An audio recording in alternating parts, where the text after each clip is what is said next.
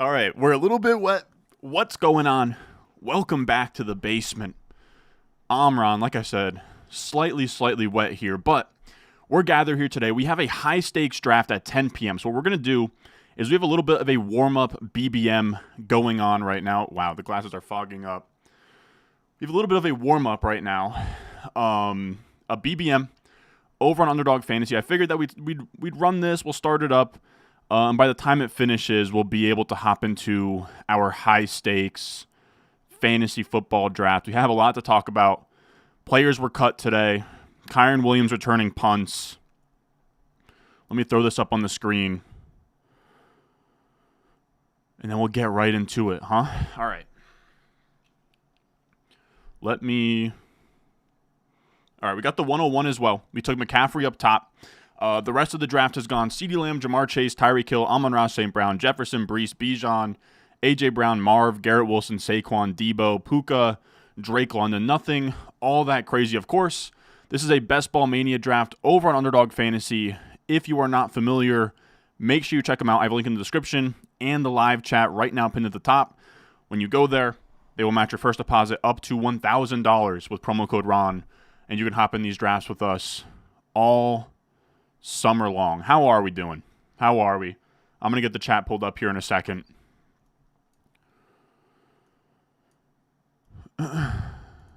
Let's see. Jeez, I don't have anything figured out the way that I wanted to. Ron, where's your glasses?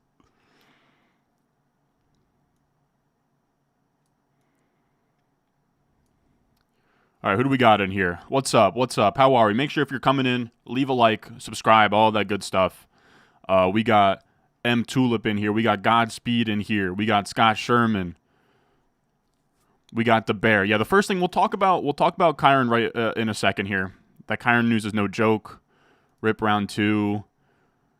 We got Jack in here. We got Cody. We got Henry. You said they allowed 5 and 12 to trade spots in an RTS? That is very weird. I don't like that at all.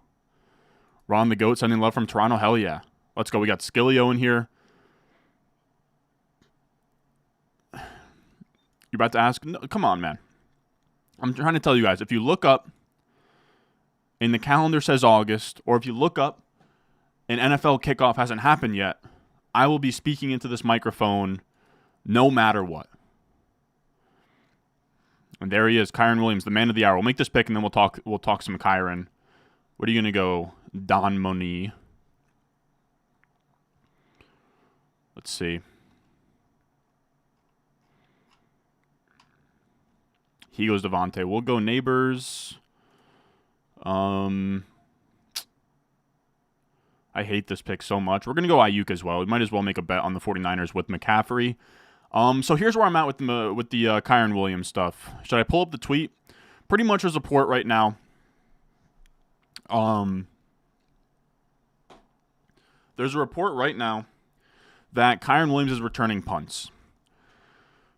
And my initial reaction was to just kind of disregard it. You know, who cares?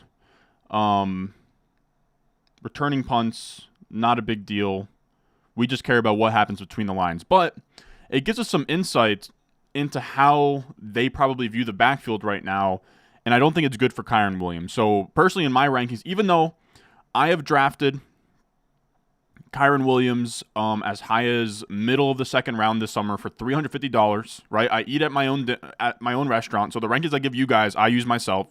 So any of you guys that use my rankings and drafted Kyren, I'm right there with you. But I will say that the sky is not falling. I moved him down to the Pacheco ETN tier. I had him in the middle of the second. Now I have him in the early third. I think that he's a fine pick in the third round. But what it tells us is the team really likes Blake Corum. It seems like this is a way for Kyren to get some more like free touches while also using Blake Corum on a drive-by-drive basis. And I was reading up, shout out to Jacob Sanderson. We have him on the channel all the time. A bit of a spoiler, me, Liam, and Jacob will be drafting again tomorrow night. We have that scheduled. And he had a really interesting note on the Rams backfield that, yes, Sean McVay has used this running back scheme where he'll feed the hell out of one running back, right? 20 plus touches. But it's not so much a necessity of needing to have that running back in the entire game. What Jacob outlines in his Substack, Thinking About Thinking, which I think is one of the best resources out there, he outlined that it's not so much he needs a bell cow for the entire game, it's for the entire drive. And it makes a lot of sense. His whole philosophy with why you see, random guys like CJ Anderson and Cam Akers and Kyren Williams last year get 20 plus touches on the Rams is because he wants a running back in for the entire drive to disguise what he's doing, right? You're not like the Ravens this year are going to run into this problem. On a passing play, they'll bring in Justice Hill. On a running play, they'll bring in Derrick Henry. And you're tipping your hand to the defense. What Sean McVay wants is he wants to disguise all of that. So he's going to use one running back in all scenarios, but what can happen now is instead of Kyren Williams playing the entire game and only coming off to catch his breath, you're now going to have a scenario this year where Kyren's going to play an entire drive, and then Corum's going to play an entire drive, and then Kyren's going to play an entire drive. And the assumption before this report was like, okay, maybe it'll be a split of like 3 drives for Kyren, 1 drive for Corum. Well, now we're inching our way to a split where it's 1 drive for Kyren, 1 drive for Corum, especially now with the punt return news. Corum also, there was already a red flag in general that they used a day 2 pick on Corum. Kyren Williams was a day 3 pick. Kyren is also undersized. He's injury prone. Now they're putting him on the punts. So now he's more prone to injury. He's less stable in his role as the lead back. So yeah, I am moving him down personally. I don't think it's an overreaction. Again, I'm not moving him to like the 6th round. I moved him from the 2nd round to the 3rd round, just 1 round decrease, but it's enough to spook me. I still believe he does have legendary upside, that 20 plus points per game. We've already saw it. He was efficient. He can catch passes, everything we want. But even though we know McVay to only use 1 workhorse running back, we could see the same usage we saw with like Royce Freeman and Darrell Henderson, where it's just alternating and it gets annoying for fantasy. And I do think that Blake Corum's a good player. So that's where I'm at. I also moved up Blake Corum, who this now suggests that he is playing really well in camp. We got a report too. Jordan Roderick, I think is her name. She's a beat reporter for the Rams, and she was saying that at first Corum was working with the 2s, but he's now alternating with the 1s with Kyren. So we could very much see a very scary usage split there. All right, we have 2 picks here. I have one more point on that. Let's go Zay Flowers for sure.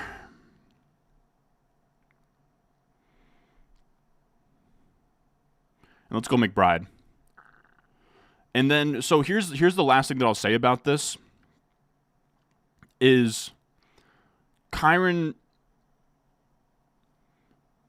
is now in a tough spot as somebody that we know with McVay, he does weird stuff. We had Cam Akers as a top 3 round pick a few years ago, and then week 1 comes and Darrell Henderson is the 1. There is this floor with Kyren that is non-existent where week 1 comes out and Corum out touches Kyren. Your running back you took in the top 3 rounds plummets to 0, and I'm talking about him on my 10 lessons learned video that Monday. Wow, and Kyler goes out to take McBride. Guy reaches like 20 picks on Kyler. That's crazy. And then the last thing I'll say, Corum does not suck. Corum was maybe the highest floor running back in the draft last year, where he can just come in right away and be a good running back. He's not going to be spectacular 20-plus point per game guy, but he's going to get what's blocked. His vision is good. He can catch passes. So who else just said this? Kyren's still going to be the goal line guy. Here's the thing. We truly don't know that. Kyren is undersized compared to Blake Corum. And then on top of that, you have this other thing going on that Jacob mentions in his Substack, that the Rams have been very aggressive in the last 3 years of like, they either pass the ball a ton inside of the red zone, right? That's how you got the crazy Cooper Kupp year. Or last year, they were very aggressive with the running game inside of the red zone. If he switches that switch, back to the passing game in the red zone and uses Cooper Kupp and Puka Nacua, now you're getting red zone looks for Kyren way down. The receiving is not going to be there as much. You also then have this split with Corum, more injury opportunity off the punt return. So it's not great. It's not great. I wouldn't disregard the punt return report. That was pretty much my spiel and my ramble on the Kyren situation. All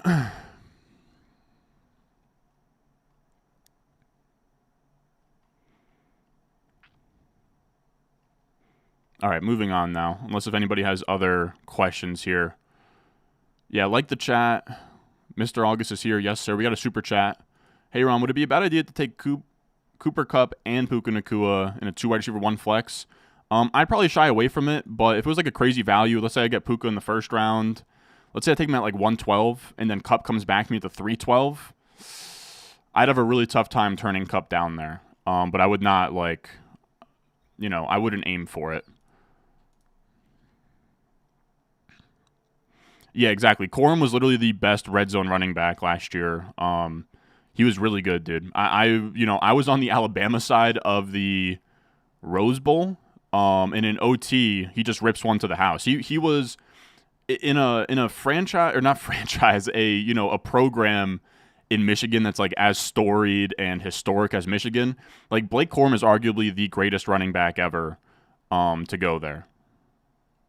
Potentially even like, it's not like they have a long line of like Georgia running backs, but talking about a historic program, he's very good. Would I take Neighbors that high in seasonal redraft? I take him in the early third there. They're both undersized, but Corum is much bigger. I mean, Corum's undersized in that he's short, but he's a thick boy. He's almost like Maurice Jones-Drew type. 500, yeah, we're at 600 viewers, just 40 likes. Come on, fellas. Where do you see Blake getting drafted now? Yeah, that's the other part, is I actually moved up Blake Corum. Like, this was always in the back of my head, because early on in the offseason, we were actually fading Kyren. We did the legendary running back research. We were back in on Kyren, and I still think, again, that he has the indicators we want for a potential legendary season, but the floor is literally zero. Like, the floor is Corum out-touches him in week 1, and your third-round pick is a 0. There's also a stat that Davis Maddock tweeted out that the only running back since 2010 to have over 150 touches and return punts has been Alvin Kamara for 1 season. I'm not going to bet that Kyren is Alvin Kamara 2.0 because nobody's Alvin Kamara. Dude, what is going on with quarterbacks in this draft, dude? Jaden Daniels at the 609. This guy takes a second quarterback here in Burrow. And now, man, I would have loved Richardson there. Richardson almost fell right into our laps there. Jeez, dude, what is going on in this room? Alrighty. We're just going to keep hammering running back then, or wide receiver, my bad. I would have loved to get Richardson there. We'll go Watson, and we will go JSN. So what else? What else was I saying? But yeah, Corum, like that was my initial, so again, I was actually out on Kyren at first, did research for the Legendary Running Backs video, was back in on Kyren, and now this is moving him down, but again, just like a round down. But the whole reason to not love him is day 3 capital. They use a day 2 pick on Blake Corum. Kyren Williams has had injury issues his entire NFL career. And a lot of these guys who go day 3 and were league winners the year before sometimes can just get discarded, right? Like James Robinson and Jordan Howard and Alfred Morris. There's a long line, Phil Lindsay, a long line of guys who, day 3 pick come out of nowhere. I thought Kyren had the best chance to be the next Arian Foster. But the floor is shaky, man. The floor is shaky. And again, we're not really drafting for floor with early round running backs, but again, the floor is Cam Akers in 2022, where your RB1 is dust after week 1. Kyren's a good pick in best ball, I think. How do you feel about Vidal now that he made the team and Spiller got cut? Oh, I'm all the way back in on Kamani Vidal. All the way back in. I actually moved him up today.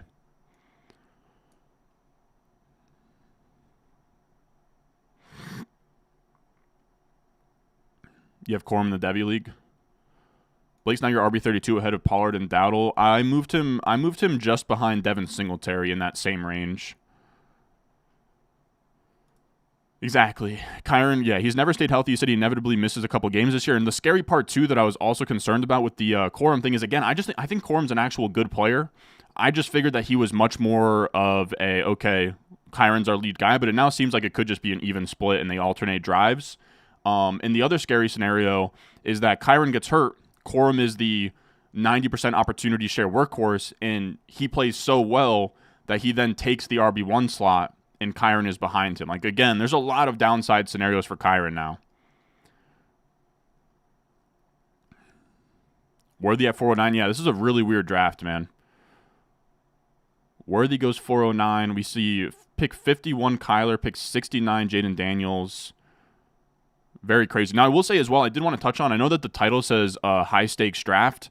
We're just doing a BBM for now. My high stakes draft starts at 10 p.m. Over on NFC, so that'll be really fun. This is just kind of a warm-up just to kind of talk about the news and hang out with you guys. I should have taken Bilal Powell. Are you going to do a how to win your Sleeper League video? I don't think so. Honestly, most of my videos are geared towards Sleeper. What makes Drake London more favorable than Olave? His quarterback is better. And his OC. Respectfully, that draft looks terrible. It's all good, man. Yeah, I think it could be a fair, like an even split too, which is not good.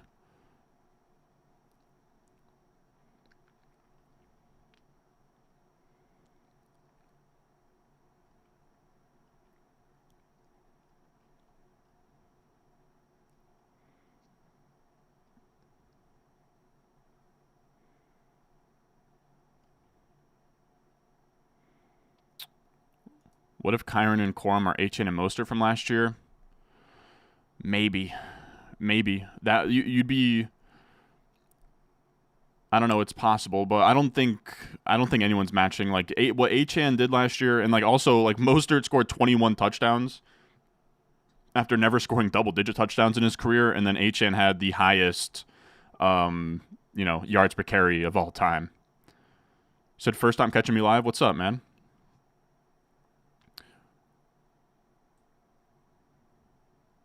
What happened to Kyren? He's out there on punt returns. All right, we're going to be picking here. Let's see. Goes Ramondre. God damn it, dude. This guy is killing me at the turn.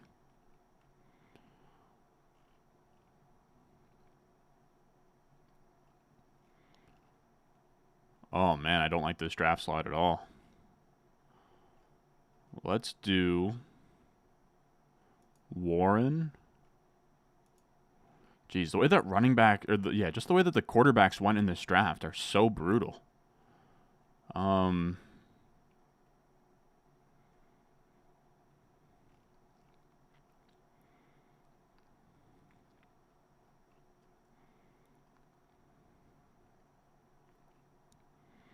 just going to take our guy Javonte here.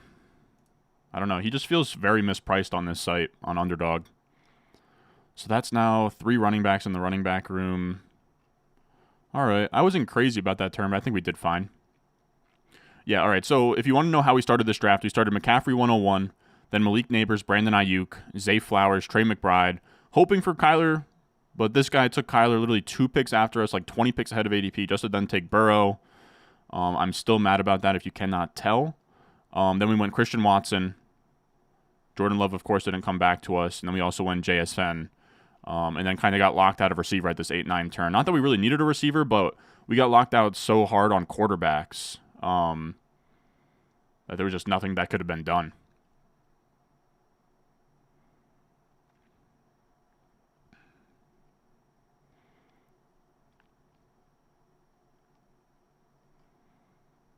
Is the high stakes draft going to be on this live? Yeah, it's going to be as soon as we finish up. It starts at 10 p.m. Eastern.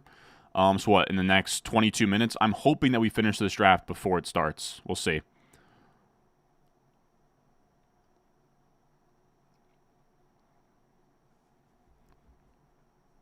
How do you feel about Mixon? Not a huge fan. Old, volume-based back. What are your thoughts on Jacobs and Lloyd now that Dylan is out for the season? Really haven't been on Jacobs this year. Yeah, I had to move up Jacobs today personally in the rankings. I'm still not sure how high I want to move him up. I've moved him ahead of Derrick Henry to like a back end 3rd pick. You could talk me into moving him like right next to or ahead of like ETN, Pacheco, Kyren.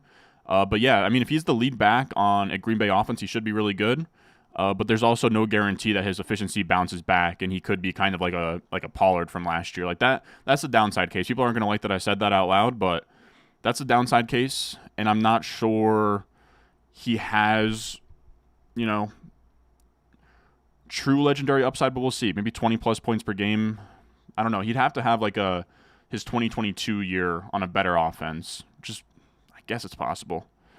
Nicholas Coletti with the 4th pick. What's the ideal first 3 picks? The best players at each of them. What a name, man. Nick Coletti, one of my favorite internet comedians of all time.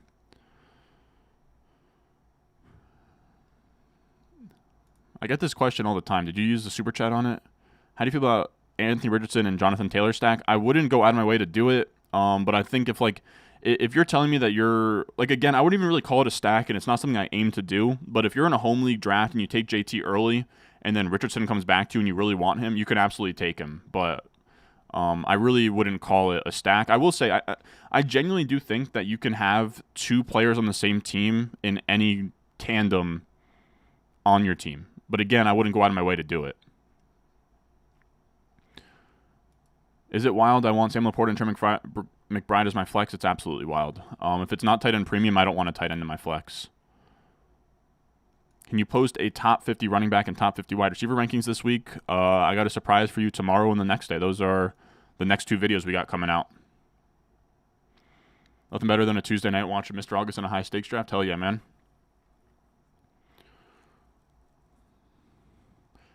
I will say as well, if any of you guys, like, this is just a random thought off the top of my head. If any of you guys are out there and you already drafted in your home league and you don't have waivers, you just have add drops, Jordan Mason is a guy that you should definitely, like, this is the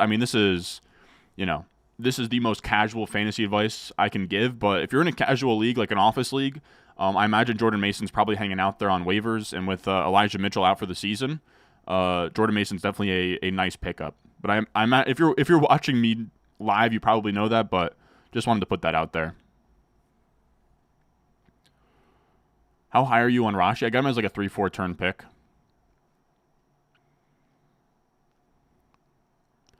I don't know, dude. He was given, like, people loved this, like, this is a narrative. He said he trusts Kyren, proven by his usage immediately upon returning from injury. He felt like a bell cow.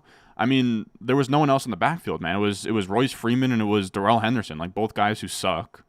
Like, this is the first time there's been real competition next to Kyren. And he trusted Cam Akers. Like, he gave Cam Akers like 20 touches per game as a rookie. And then he went out and gave touches to Darrell Henderson. I don't know.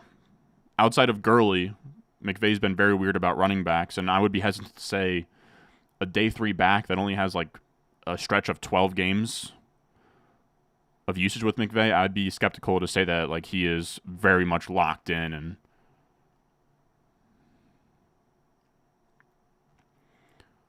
Jalen getting tons of hype in practice, hell yeah. I'd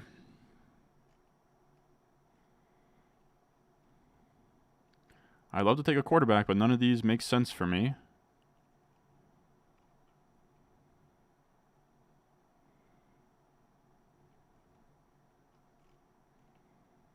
All right, we're going to go with our mandatory Wicks pick. And then we're also just going to go probably 80 Mitchell, man. Yeah, we'll go 80 Mitchell.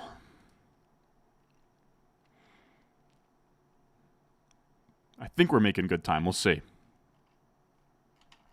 We'll see.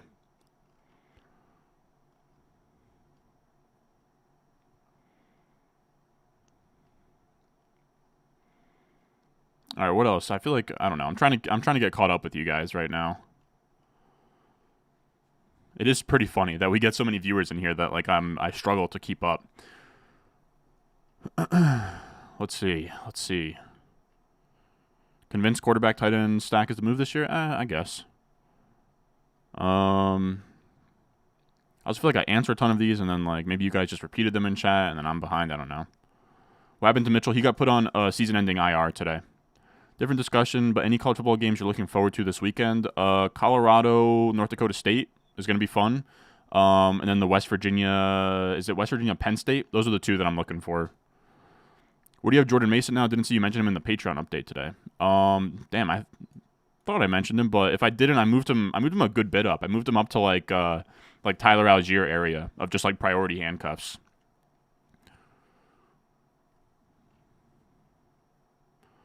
Just draft both Rams are running backs, problem solved. Now, this is a big sentiment I saw on Twitter, and I hate to keep dunking on Greg here, but this is not what you do. Don't use if you're so concerned about Kyren's usage, then don't draft him with a top 3 pick. Like if you're so concerned with his usage that you need to draft his handcuff in round 9, then don't draft Kyren in round 3, you know? Like if you draft the handcuff later, you're just drafting for the scenario that your early round pick busts, and then that's a big issue. I'm personally of the idea of like one or the other. You only have such a small chance of winning your league. You got to kind of draft for the scenario where you don't screw up your early round pick and waste it on Kyren Williams. If you're that concerned about Kyren that you draft Corum, just draft Corum and then a different running back early on. So instead of like if Kyren goes down or Kyren doesn't work out, you benefit from Corum, but instead of having to relegate Kyren from your starting lineup, you now have Corum in an RB1 role next to Travis Etienne in an RB1 role, and it's just a better upside play for your team. I'm very firmly against handcuffing.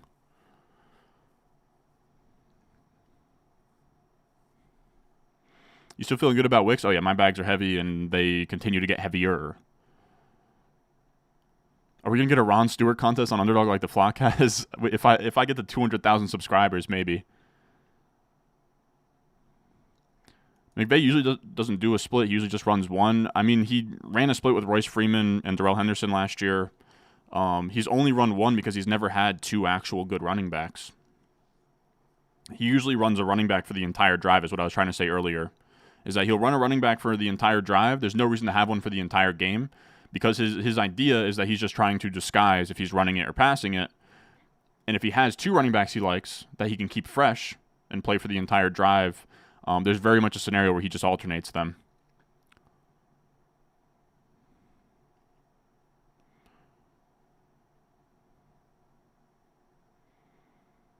No, 100%, man. Like, people forget that Cam Akers was the presumed bell cow last year and then got traded in week 8 or like week 6 or whatever.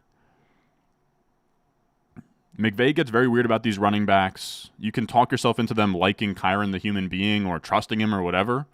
But in the grand scheme of things, they used day 2 draft capital, which is massive these days when, you know, they could have just gotten Braylon Allen on day 3 or Bucky Irving or Ray Davis or any of these fun running backs we like. But no, they took one on day 2 on a team that has holes. You know, they just lost Aaron Donald. They're an aging team with a lot of holes, and they spent a day 2 pick, meaningful draft capital on Blake Corum. And if it was just insurance, we wouldn't get the reports that Corum is playing with the ones and that Kyren is returning punts. I think just discarding the news is ignorant.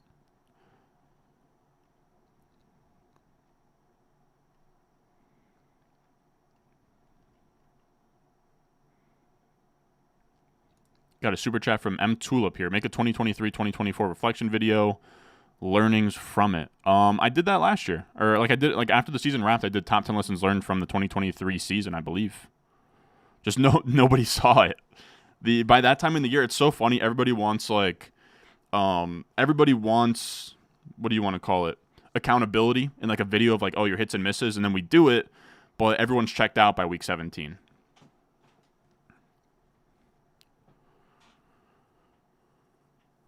I saw on the Patreon you have Puka ahead of Gibbs, but in 2 wide receiver 1 flex, would you take Gibbs over Puka? No, I wouldn't. The only running backs I'd prioritize like meaningfully over the other players in 2 wide receiver 1 flex is just the top 3 running backs in the first round. Just because the way that I see it is Puka is the last of a tier at wide receiver, but Gibbs is just the start of the next tier, where if it's not Gibbs, then it's JT. If it's not JT, then it's Devon Achane. And I'm much more confident that one of those 3 will get back to you. Than one of the 3 of A.J. Brown, Garrett Wilson, or Puka. Let's see.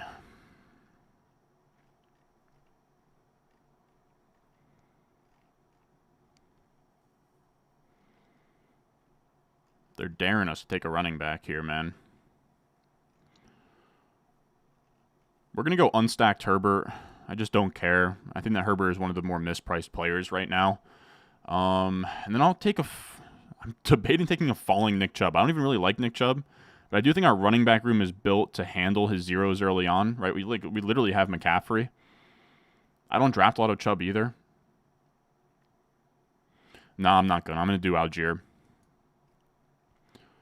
The reasoning for Algier is that we took McCaffrey in the first round, and our team stands to benefit from a Bijan injury by a lot.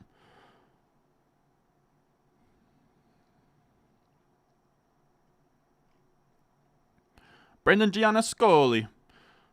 I love you, Brandon, but I did, like, probably the first, like, 15 to 20 minutes of the stream, I pretty much went into depth on it.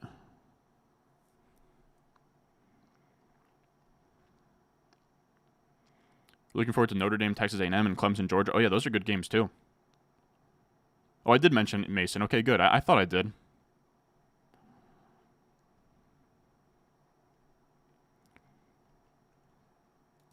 Would I take Pacheco or Etienne over Kyren? I right now have them back-to-back, and I think I would still lean Kyren.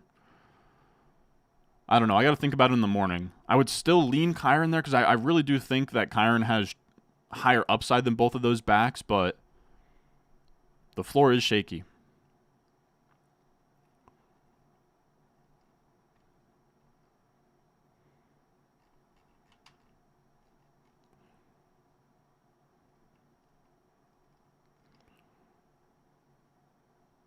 All right, what do we got right now? Super chat from Benji Klotz. You have the 102, and you're crazy for seriously considering Wilson. No, dude, no, you can't, bro. You can't. You can't. Are you talking like Garrett Wilson at 102? I don't know, man. I'm a Jets fan. I like Garrett Wilson a lot. I can't do 102. I wish I could. I don't know. I have such a hard time being like, you know what, man? If this is like your only draft, I still couldn't, man. I would, in a very sharp PPR league, I'm just taking CeeDee Lamb there. I am. I get it. I don't know, dude. If it's your only draft, maybe. But maybe just take CeeDee Lamb and then, talk to the Garrett Wilson owner after the draft. I can't in my right mind advise somebody to do that. I just can't. I'm sorry.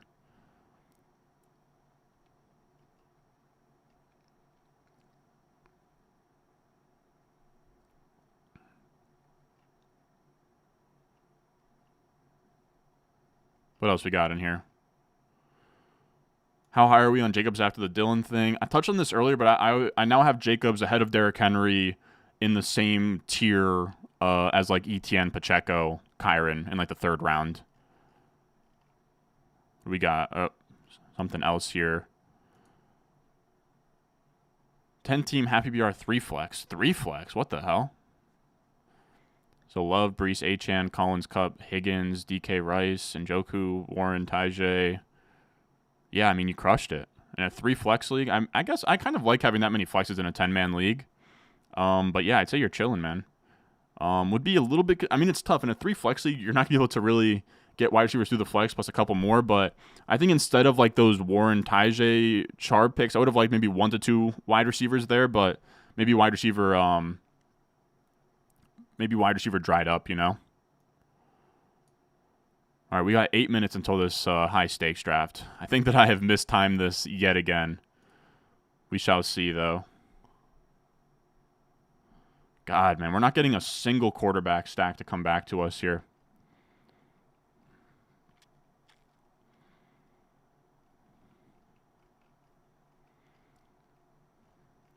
So Seattle gets snatched up on us. All right, I got a couple of ideas.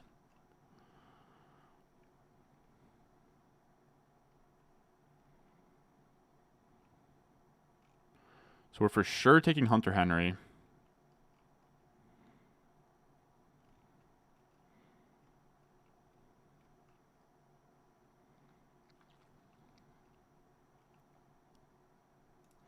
Let's take Hunter Henry. So this is going to end up being like a 3-5-8-2. I think that could work.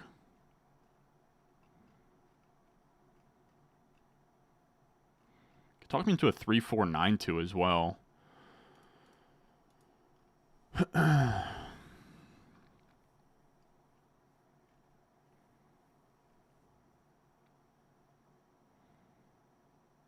me go Gibson. I don't know. I'm not crazy about that pick, but probably done at running back now. I don't know. I feel like we're strong enough at receiver. Like we drafted enough of them that I don't feel like we needed more than 8. I don't know. With McCaffrey, you could have talked me into 4 there, but I didn't feel like we needed to get that skinny. So I think now we're going to go 3-5-8-2 is probably the build I'm looking for. 3 picks left. 6 minutes till our high stakes draft. All right, time to really lock in here. Time to really lock in. People wanted Nick Chubb, huh? I feel like people. I could have sworn I have like. I thought I fixed my streams for like not being super far behind, but the amount of people saying Nick Chubb after that happened like way long ago. Are you worried about Puka's knee? Not right now, no. We got Genji in here. What's up? What's up?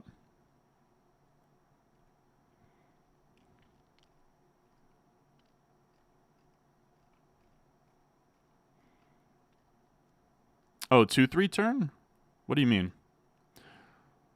Let me reread this real quick. Did you have the 102? You're crazy for considering Wilson?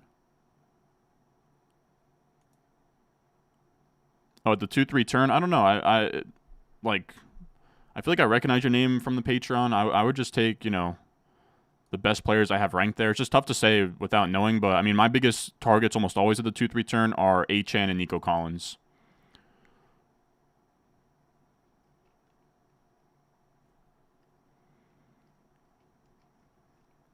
What else is in here?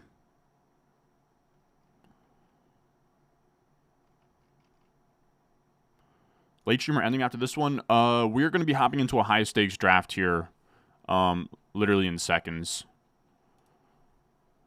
Or not seconds, but 5 minutes from now at 10 p.m. we have a high stakes draft starting. This is just a warm up draft on Underdog, of course. This is Underdog Fantasy. If you're new to Underdog Fantasy, best ball is a beautiful thing. I'm drafting this team. I'm drafting hundreds of teams, and I don't have to worry about them at all. They set your best lineup for you every single week. It is a beautiful, beautiful thing. There's no trades. There's no waivers. You draft your team, and that is it. And you hit the upside to wins. I mean, this one is Best Ball Mania, so the winner gets like $1.5 million. Feel free to check it out. Promo code RON gets you a deposit match up to $1,000. Links are in the description, comment section down below, and the live chat.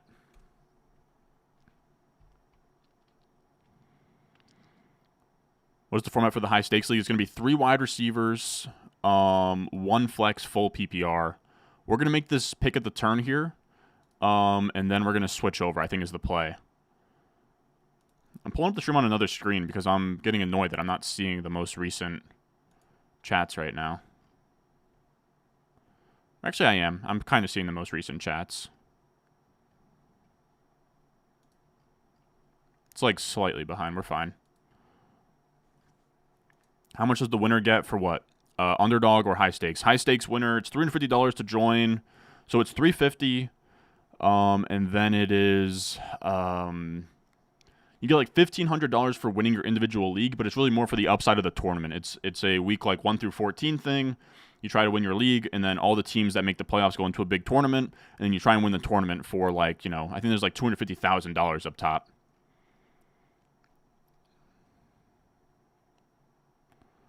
Do you think that chat often mixes up redraft versus best ball methodology? Yeah, but I think it's just kind of incidental. Achane's going to break a lot of people's hearts this year. He's going to break the hearts of people that faded him.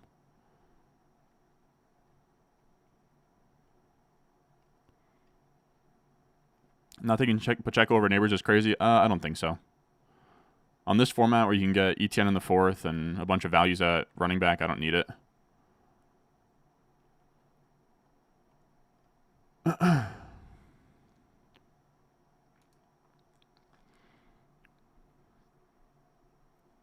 right, let's see. We are going to take Drake May and Daniel Jones here, and then we're going to be hopping into a high stakes draft. I feel like the chat getting more toxic now that casuals are back. I don't love it, dude. Corey Williams is like a millisecond away from getting blocked here. Some of you guys can be extremely annoying at times.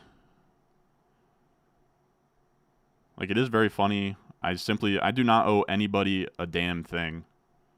That's kind of the beauty of this. All right, let's hop into this draft. I'll complete the Underdog draft on my phone. We are going to be using, by the way, my rankings over on Patreon, patreon.com/Ron Stewart. I eat at my own restaurant, so I'll be using those rankings. I use them for every single draft that I'm in.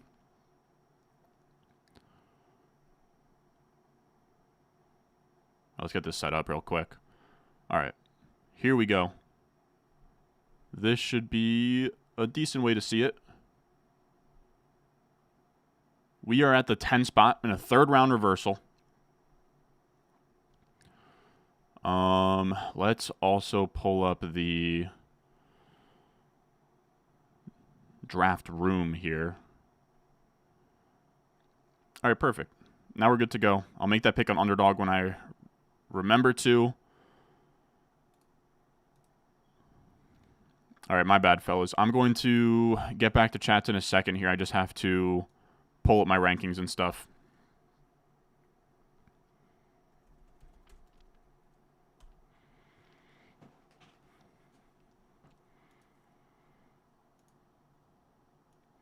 How long have I been playing high stakes? This will be my third season playing high stakes, I think. All right, let's make a copy. I will say as well, the redraft rankings are updated as of today with all the roster cuts, the Kyren news, the AJ Dillon gets cut, all of that. It's perfect.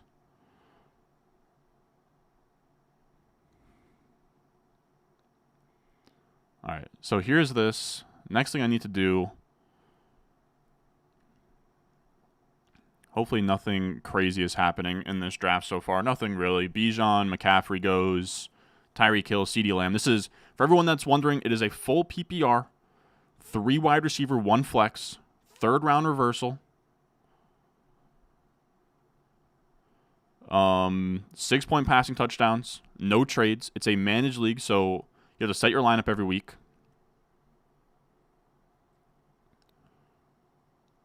AJ Dillon wasn't cut, but he got put on season-ending IR.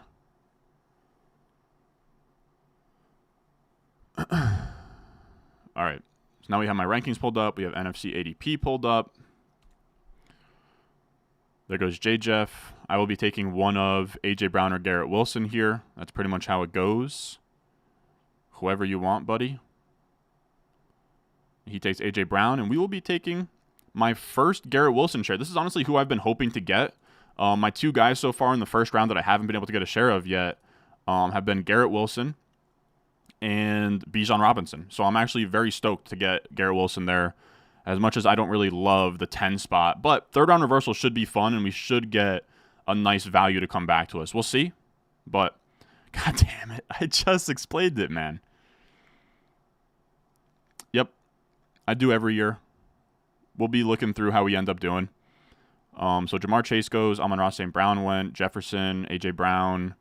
We took Garrett Wilson, of course. All right, now we're up to date.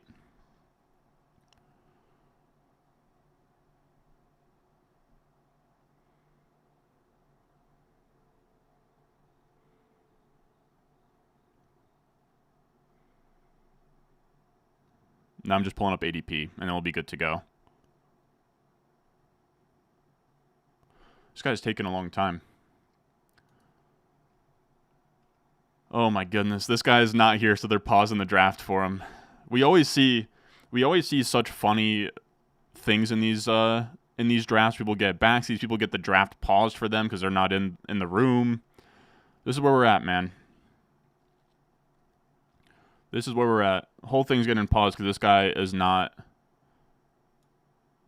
looking at his website, phone, whatever. I will say as well, fellas, for like all of the big news today, like we've been going for 44 minutes. I've covered the Jacob stuff. I've covered the Kyren stuff. I'll rehash some things, but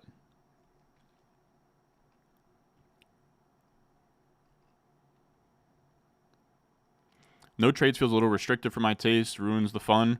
I disagree. I think trades are very underrated in fantasy football. You draft your team. My team is on the floor. Especially in these $350 for hundreds of $1,000s up top. I want no funny business. I also just don't have the time to... The amount of leagues I'm in, I don't need trades. I have like a couple of leagues that actually have trades. And even in those where I'm at now, just because I am who I am, I can't even trade in my home league with my buddies. They think I'm taking advantage of them, whatever.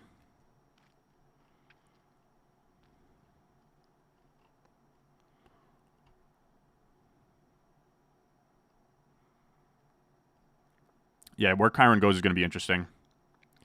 This is kind of crazy that we are still... Or actually, no, he's on the clock now. All right, we're online. Apparently this guy is ready to go. Very interesting stuff.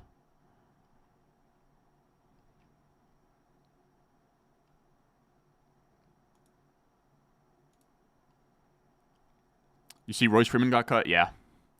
Very interesting. I think that they're gonna pick somebody up there, though. They could take Samaje Perine. They could pick up Dalvin Cook. I guess we saw those reports. We'll see. He's got 6 seconds to pick here. I think he's just gonna get autoed, man. All right, he takes JT. We got an auto draft. This is why we play the game, fellas. Got an auto drafter up top.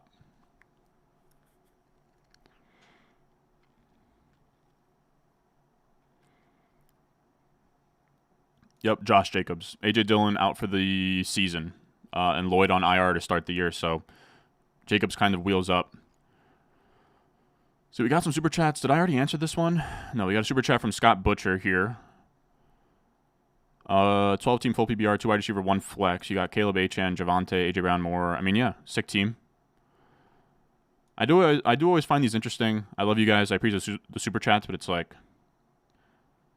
I don't know, 2 wide receiver, 1 flex. With a team like that, it's hard to say much more than sick team. We'll see what this guy does at 11. So Gibbs goes ETN at the 1-2 turn. I was really hoping for Gibbs to come back. That's somebody else that I haven't gotten yet that I would like to get. And now this guy is on the clock again. Probably getting auto-drafted. Maybe even auto-picking Saquon. That would be very interesting. Been following for years. Proud you made 50K. Thank you, man. And I recognize that name. I recognize a lot of your guys' names that stick around for a while. Platinum Pete, do you think Marvin Harrison Jr. will be top 10 in yards? I think he'll be right there. He'll be right there. I think he'll be fighting for top 12. This guy's going to auto-draft Saquon right here. And before I make my pick, wow, he takes Marvin Harrison Jr. Okay, never mind then. Nothing in the chat either of any funny business going on.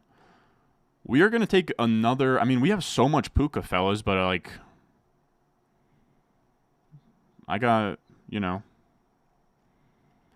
he's my best ranked player. I'm not going to take somebody inferior. So yeah, we're going to take Puka here. We have a lot of Puka now, but I can't stop taking him.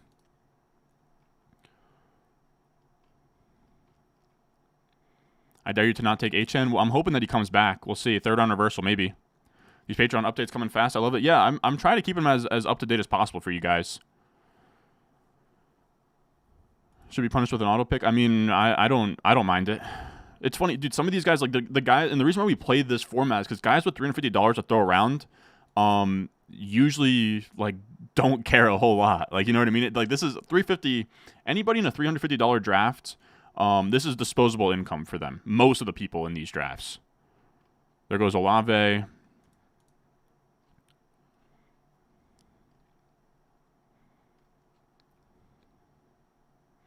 Yeah, Piron's going to go somewhere, and it's going to be really annoying. Oh, yeah, Lloyd's not on... He avoided IR, but he's, like, he's banged up. That's what I was trying to say. Yeah, I don't like it either, but, I mean, I put my money where my mouth is. I have Kyren on one of these $350 teams. I'll be riding with any of you guys that also took him. Is picking from the turn usually this brutal? That's a hard question to answer. I think most years it feels brutal, and then we look back and it's fine. Like last year it felt brutal, and then if you took Amon-Ra St. Brown and CeeDee Lamb, you were in a really good spot. In years past, 1-2 turn is where a lot of these like monster running back seasons can come from. Like McCaffrey going into his second season, like his first big season, McCaffrey was a 1-2 turn guy. I was going to say rookie Zeke might have been a 1-2 turn guy, but I don't know. But it's tough. It feels bad at the during the pick, but in hindsight, we look back and say, if you played your cards right, you probably ended up fine. So there goes Saquon. This is a wide receiver hungry room. Cup off the board. London gone. Olave gone. Harrison Jr. gone. All right, and there goes Nico Collins. All right, so we're not going to have a Nico team.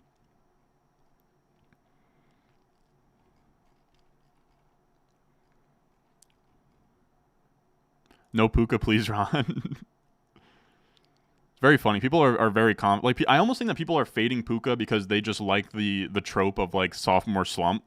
But I keep saying this over and over again. Very, very rarely do you have a rookie season that good, and he's not just a superstar. If you're in on Garrett and Brees this season, don't you have to be in on Rodgers? No. We just need him to be a league average quarterback. And I value rushing. I mean, I think he's fine, but if Aaron Rodgers is my QB1 in a 12-man league, I don't feel good about it. Not worried about the cup positivity in camp. I don't know. He's going to get positivity at all times. He, shares breakfast and is really good friends with the quarterback and has been there for a while. Damn it. It was a very small chance of happening, but if Achane could have came back, that would have been nice. You hate to see that. A Wilson, Puka, Achane start might have been gritty worthy. What if Puka first year was a fluka? There's just no way. There's rookie years that can be flukes, right? I'm trying to think of one off the top of my head. But at wide receiver, when you put up 17 plus points per game, like that's he literally did what Justin Jefferson and Jamar Chase did as rookies. Like it's not like flash in the pan. Who popped as a rookie that like it wasn't Chase Claypool. It wasn't who are these guys? But yeah, it wasn't Chase Claypool. Chase Claypool was good, but he wasn't a top 10 receiver.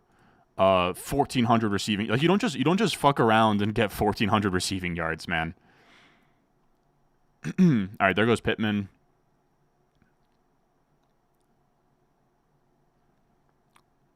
Just always a fun pick to see somebody make. So Moore goes. Pacheco goes. And we're actually going to sprint to take our first Jalen Waddle here. I don't have a Jalen Waddle yet. I'd really like him. He's a second-round pick by ADP in the last 3 days, and we just got him in the early third. That's the value we're talking about. That's actually beautiful. Let's take Waddle. That's perfect.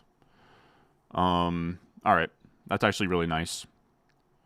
So ETN win, Pacheco win. It's going to be really interesting to see where Kyren falls to here. We took Waddle. All right, perfect. I like that a lot.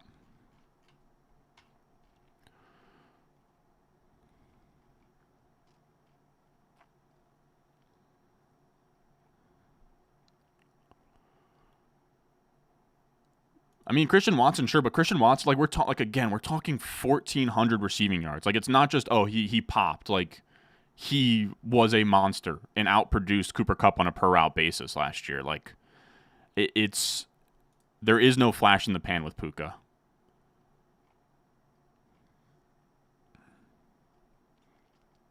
What else do we got?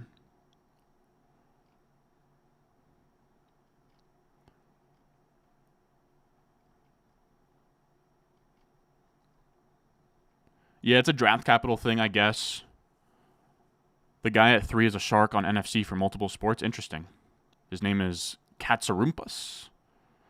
Will there be an updated Google Sheet for the best ADP draft value across platforms? I'm actually working right now. Jeez, dude. There's a little bit of a bug there. Everybody lock in. But what was that? What am I trying to say? I should have some kind of site that it's going to pull the updated ADP draft value, but no, I haven't done it. I haven't been doing it manually. I just don't have the time for it. Yeah, exactly. Injury is the biggest worry for Puka. Outside of that, like it's just, I mean, I can pull up right now the greatest rookie wide receiver seasons of all time. Like, you're not gonna find somebody who balled out like he did. I'm just gonna pull it up just for conversation's sake. We'll do in the Super Bowl era. Minimum 12 games played.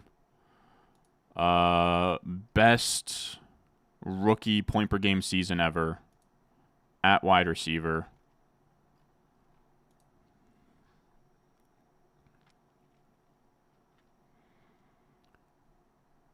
Yeah, I mean, this is pretty crazy, fellas. Like, this is where Puka ranks. It's OBJ, Randy Moss, Jamar Chase, Anquan Bolden, Justin Jefferson, Michael Thomas. These guys are too old for me to know, like Terry Glenn and John Jefferson, but then it's Mike Evans, Marcus Colston, Julio Jones. And like these guys are all in the 15 point per game range. Like 17 plus points per game is simply a list of Michael Thomas, Justin Jefferson, Anquan Boldin, Jamar Chase, Randy Moss, Odell Beckham Jr. And Puka Nacua did this next to Cooper Kupp. So I just have a really hard time saying, well, maybe it was a flash in the pan, you know? It's just... If it was like 15 points per game, right? We've seen that before not work out. I think Eddie Royal had maybe like 14, 15 points per game. But yeah, like Calvin Benjamin's not sniffing that 17 points per game. 17 plus points per game as a rookie. Again, only 7 receivers in the Super Bowl era. And it's a list of like borderline Hall of Famers. And he's like the only one to do it without, you know, first round or high-end draft capital. It's crazy. All right, Kyren's gone. Debo's gone. I also think that they're going to pass the ball a ton, right? No Aaron Donald on that defense. They're going to be behind in some games here, and that should be interesting. So Kyren goes what? Here? That's like probably fine. He goes after Pacheco and ETN, though, after Derrick Henry. He goes ahead of Josh Jacobs, though, which is interesting. This is 3 wide receiver, 1 flex. Yeah, full PPR.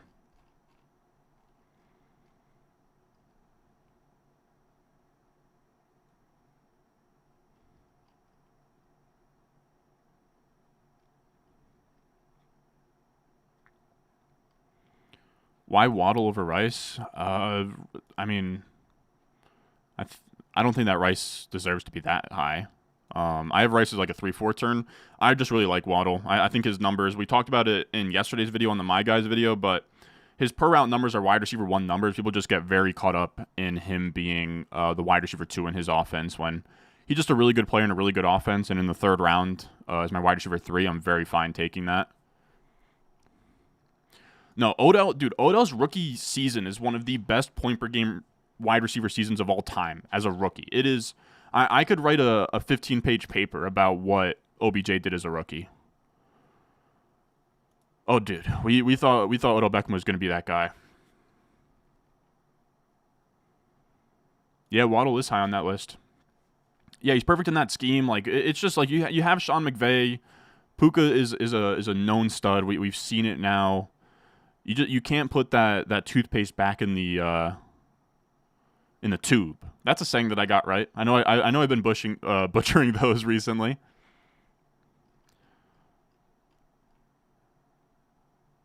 I'm sorry, Isaac, man. I see your question, but if you're gonna spam it, you're getting put in timeout, and I'm not answering. I'm sorry, man. Like I promise, fellas. Like, you can definitely, like, drop your question again if I don't get to it after a minute or so, but just, like, putting it in is crazy. Yeah, that was Stathead on Pro Football Reference. Then we got Josh Norris in here. Congrats on 60K. Not quite. We're working towards it. Why is Kyren so low? People are very concerned about him returning punts.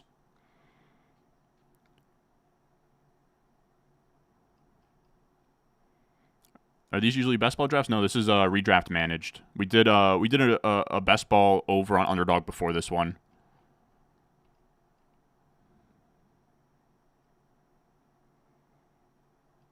I don't know that we can definitively call RB18 Kyren's floor. Like, he could get Cam Akers and then he gets swapped out, and then that's very scary. Yeah, and then that's also the thing with Waddle is he has like almost like handcuff upside, where if Tyreek goes down, Waddle becomes a top 5 play. There goes Ayuk. I will just put it out into the universe. If I don't think he will. I would say that there's like a 2% chance, but if Josh Jacobs gets back to us, I will take him. I'll just put that out there right now. If Josh Jacobs gets back to us, I will take him. Why no love for Olave? He should dominate targets. I mean, he's been doing that the last 2 years. It's just a shitty offense.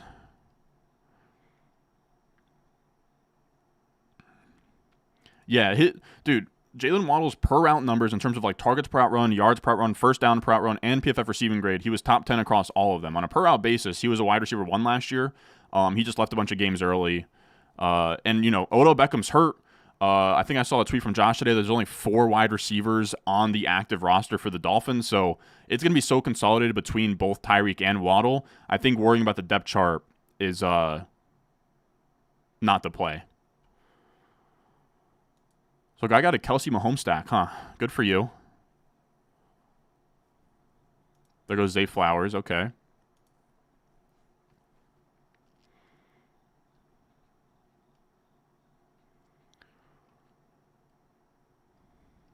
There goes Josh Jacobs. Are palm returns really that dangerous? I mean, they're dangerous, but it just speaks about how they view Kyren Williams right now. No lead stud running back is returning punts. Like you just don't see it. And that's the concerning part. There goes Stephon Diggs. I was going to say if Diggs made it back to us, I'd be taking him as well. What's this guy with Rashee Rice going to do?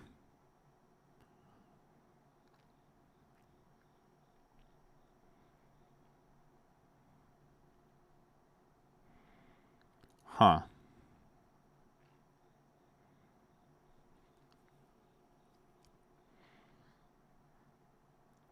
I have a couple of ideas.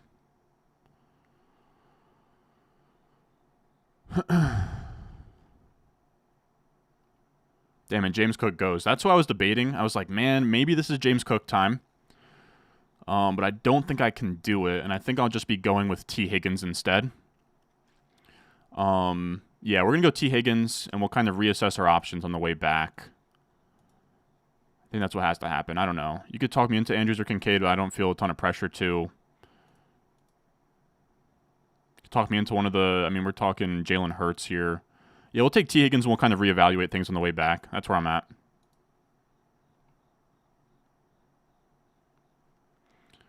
It's really positional precedence. It's just that a wide receiver returning punts is no big deal. Cooper Kupp did in his crazy season. Running backs never do it.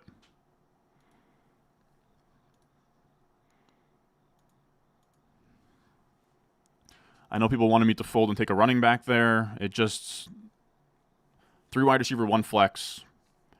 T. Higgins is a really good bet in my opinion. I don't know. The two teams at the turn have 2 running backs already. We'll see if he makes it back to us. Joe Mixon's still on the board as well if one wants to take Mixon.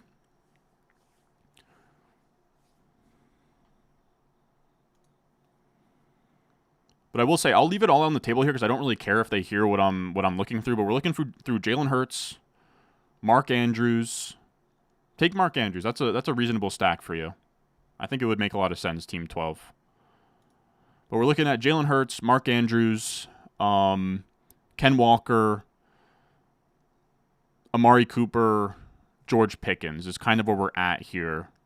I don't know if I want to prioritize tight end. I don't know if I want to prioritize something else. Could take just a 5th straight receiver. That wouldn't really be a big deal. I'm T over Dell now, yeah. That's where I've changed that maybe in the last week or so. There goes McLaurin. There was Amari. Man, it's tough to pass on Jalen Hurts here. It is 6-point passing touchdown.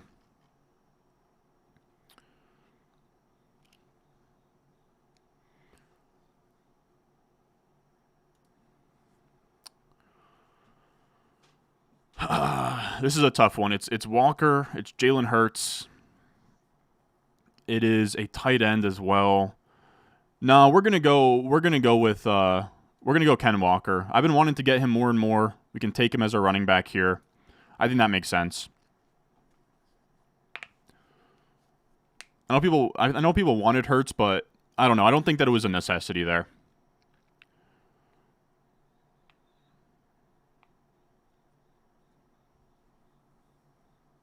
Here we go with Corey. Hurts passed on, you're an idiot. This is why you're dumb. Very funny. I don't know. It's 6-point passing touchdown. This is essentially where Hurts goes. I didn't feel a ton of pressure to go Hurts. I do love that people think that they have it all figured out.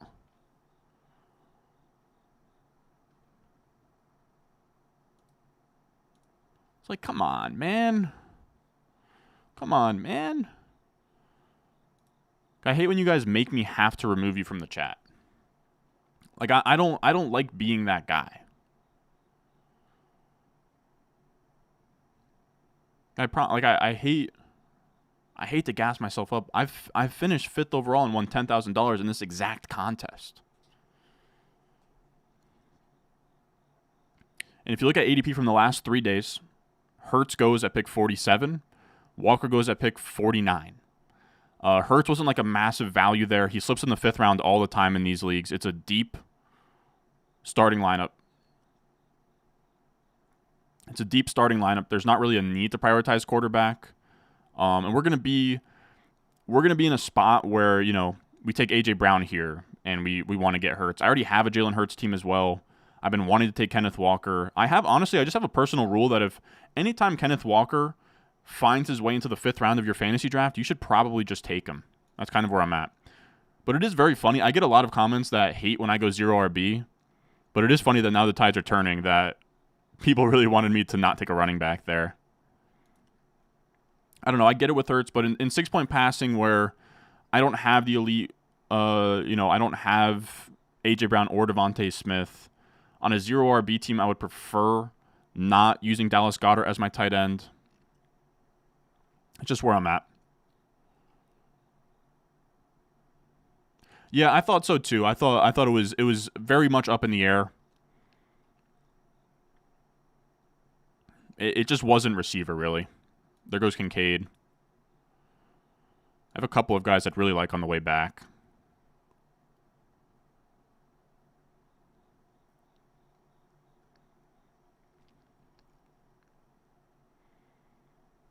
That's what I'm saying. Walker in the 5th is sweet. August Ron in his prime. Yeah, exactly. That's my thoughts too. We're going to have other quarterback options. And in a 6-point passing touchdown, like if we have to go all the way down to Tua, we absolutely can. Is there any upside to taking Hurts to cut off the stack? Not really. It only, you know, as much as it cuts off their stack, it makes your team not as fun. You got Rome at 9-10 in RTS. Jeez. And your teammate didn't want him?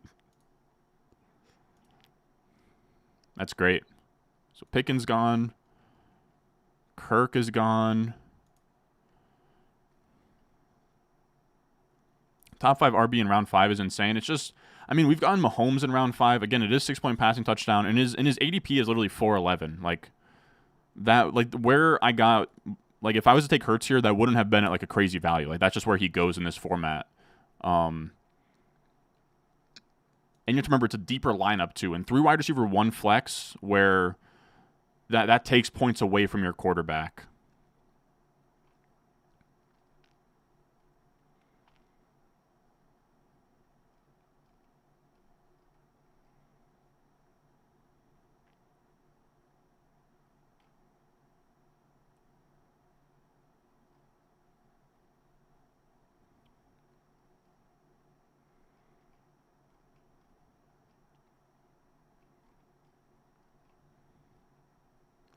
Are you in a lot of these high stakes leagues? I'm considering doing one, but I need to read the rules over. I was really hoping Pitts made it back to us. I know that it was very slim that he would have, but would have been pretty cool.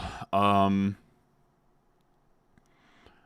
I actually mapped them out today. I have the rest of our high stakes drafts are all scheduled out. We're going to end up with 18 this year. Last year we were at like 25, 26, so 18 to me is a good number. It's not crazy. 18 is good, but yeah, we're going to end up with like I think 12 of these 350s and some more stuff as well. But yeah, I do a lot of them. There goes Jaden Reed. Man, I know that it was very unlikely for Pitts to make it back to us, or not even unlikely. His ADP is like middle of the 6th. If he made it past Team 6, I felt decent about it, but whatever. I've been hoping for a Pitts slide. I don't know if you guys feel the same way. I think that I probably care about it too much, but I do see Pitts as a slight tier break from Kincaid and Andrews. So, like, in every room that I'm in, it seems like he gets taken in the same round as Andrews and Kincaid. So it's like I never end up taking Pitts because I'm just taking Andrews and Kincaid over him. Damn, there goes Xavier Worthy. People are catching on for sure. Been your favorite draft spot so far? 105. Just give me one of the top 5 in Brees, McCaffrey, CeeDee Lamb, Tyreek, Bijan.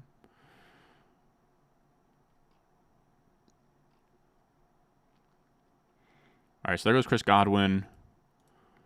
Where are these gone?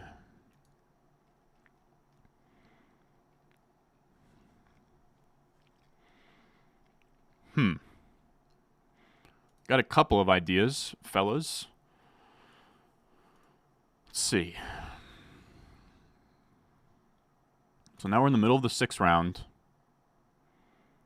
Wide receivers kind of drying up.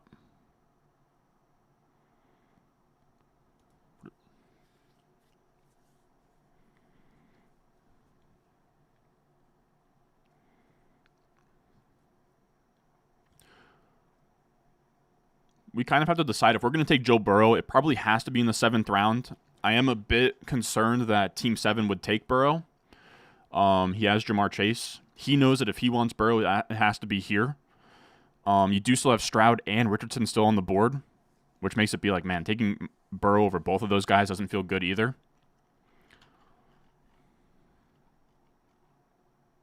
Stevenson or Najee? I'm personally on Team Najee.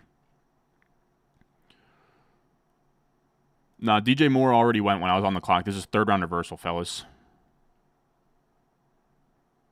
I would have went James Cook over Walker. Probably not over T. Higgins, though.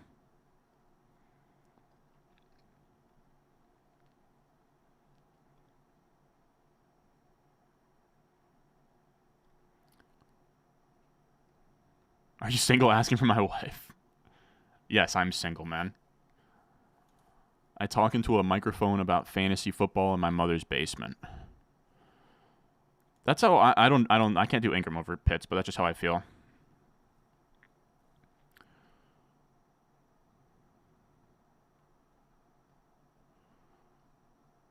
So there goes Watson. So Watson gone, Ridley now gone, Montgomery now gone.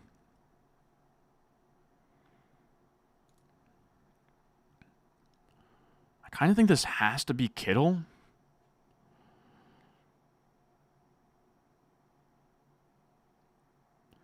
I don't know. We want Kittle here or what?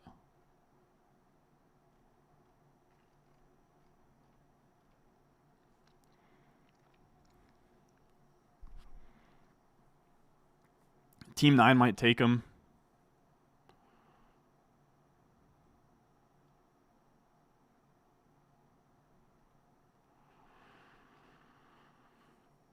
Because I have a lot of receivers I like too, man. We got Rome still. Oh, and he takes Kittle. Fucking A, Team 9. I hope he's not watching, dude. If you're watching, I don't mess with you, man. Oh, that sucks. So I have 1, 2, 3, 4.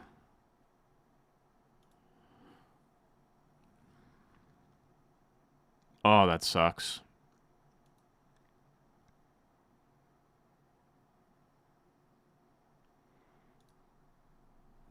I think I know who I'm taking here.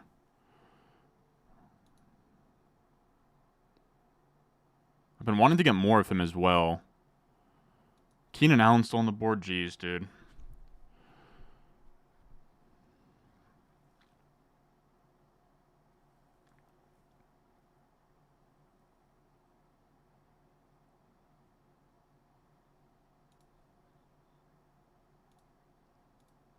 I'm taking Burrow. I have a bunch of receivers I'd like to have. Hear me out. I have like literally 4 receivers I'd like to have. I'm not confident that these guys wipe my queue clean here. And I've seen dumb shit happen all the time. I'm just not even going to play around with it. I don't know how you guys are going to feel about that, but that's just where I'm at.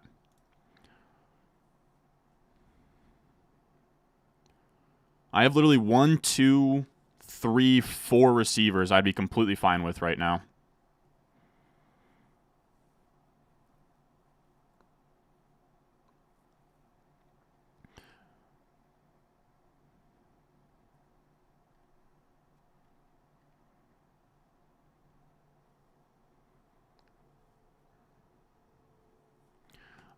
There goes Amir White. I got to be honest, it's going to be very tough.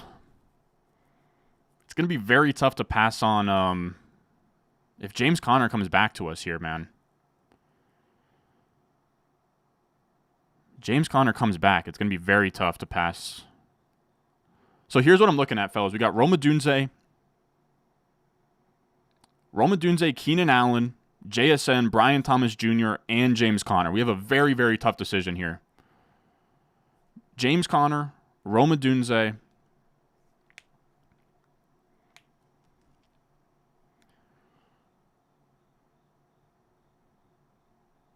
So one more time, unless if I'm being an idiot. No, James Conner's still on the board. So it's James Conner, it's Keenan Allen, it's JSN, it's Rome Odunze. He goes Sutton.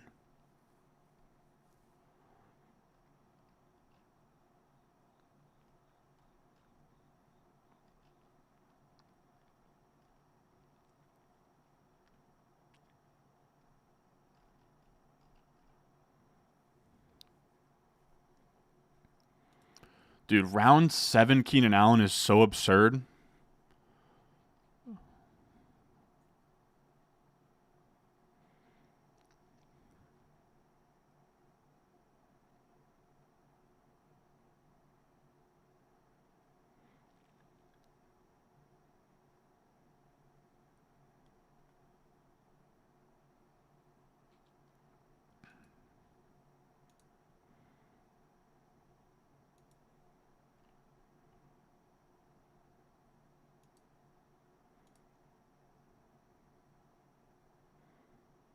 We're going to take JSN.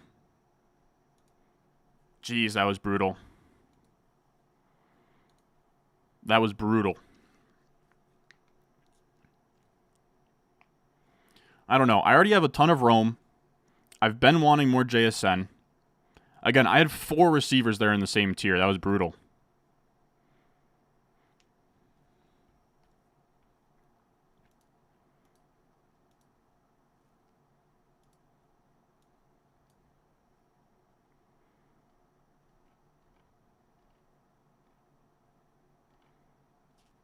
You guys are not a fan of that one.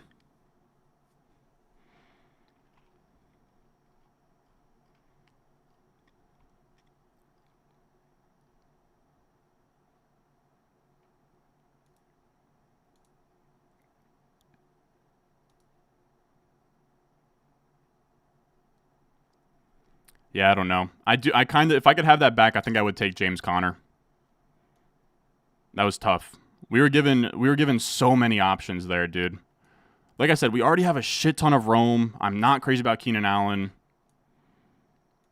I don't know if we could have afforded to go away from receiver there. Maybe we could have. I don't know. That was very tough.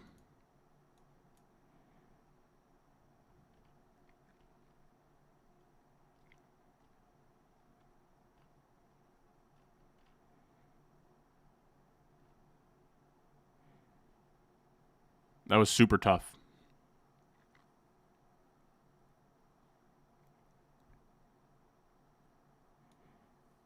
I'm also, like, people are like, you took Walker and JSN. I mean, JSN is not even in the starting lineup. He's coming off the bench. I'm not all that concerned about it. Yeah, the RB options fall off, but, like, in the build that we have right now, I think instantly going away from receiver, we'll see what receiver looks like when we come back around, but I think it's going to be pretty dry. Like, I think we're going to be pretty thankful that we took a receiver there. I don't know. Maybe in hindsight, I'll be like, man, I wish it was a rookie because, you know, he's not going to be somebody that starts early on, but we have so much Rome and so much Brian Thomas Jr. already, dude, and we have it at cheaper options. My concern is that if we take Conner there, we come back around and the receiver options in the late 8th are pretty rough. But we'll see. Because, like, we're in a room now that's hip to Brian Thomas, Rome Odunze. They're already, like, those guys weren't coming back. I think that it had to be a receiver there. Again, I just don't really love Rome. Or not that I don't. I meant to say I don't love Keenan. I already have Rome a shit ton. I already have Brian Thomas Jr. a shit ton. And I didn't feel like if I didn't have Burrow already, I would have been like, man, let's actually take, you know, Rome can get us a stack to Caleb Williams later. Brian Thomas can get us a stack to Lawrence later. But we already made our bed with Joe Burrow to the point where I didn't feel inclined to switch up the receiver to set up a stack later. Again, I think that James Conner would have been a little bit greedy.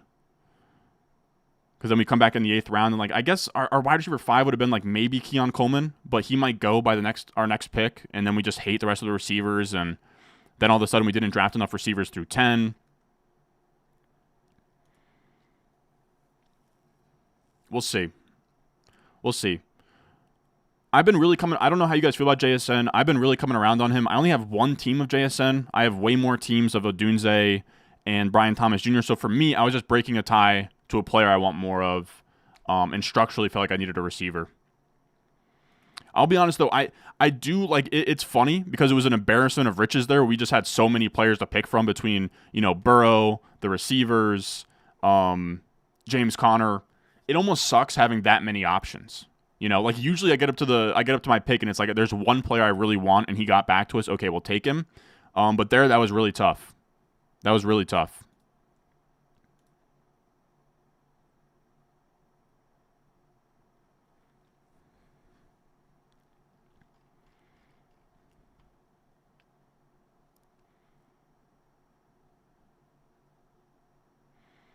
They have a new offensive coordinator, man. It's not the same. It's not the same situation.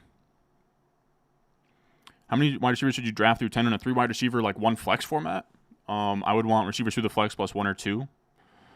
So what, like 5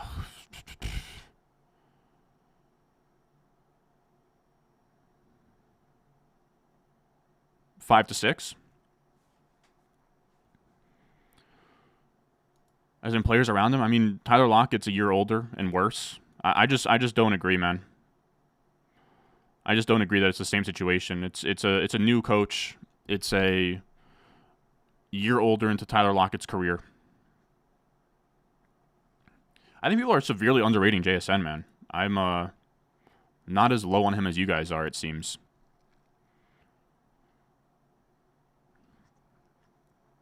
So I don't know. We took 4 straight receivers to start this draft. We already kind of made our bet that this is going to be 0 RB-ish.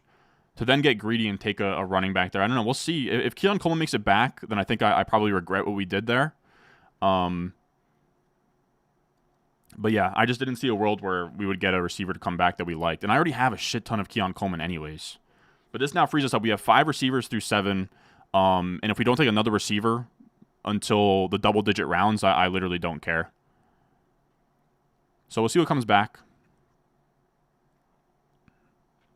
I feel like I've explained myself decently. Certainly not my favorite pick there. Like I said, it's just tough when you have 5 different options at the turn. It's tough to sift through. I will be honest, if it was one draft for the rest of my life, that would have been Rome Odunze. I will put that out there. But because this is, draft number 10 on this website, and I already have Rome on so many teams, I just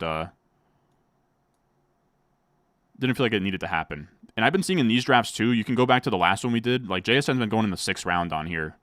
And I'm just never taking him there. So there goes Hollywood Brown.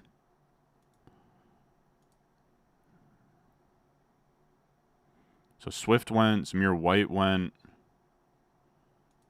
Trying to catch up here. Mostert went. Javonte, of course, went. There goes B-Rob.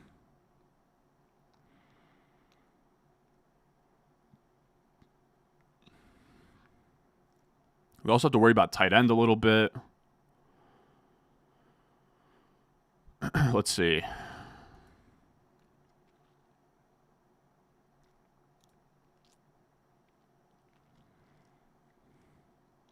If Team 6 doesn't go tight end here, then we take whatever tight end Team 12 gives back to us.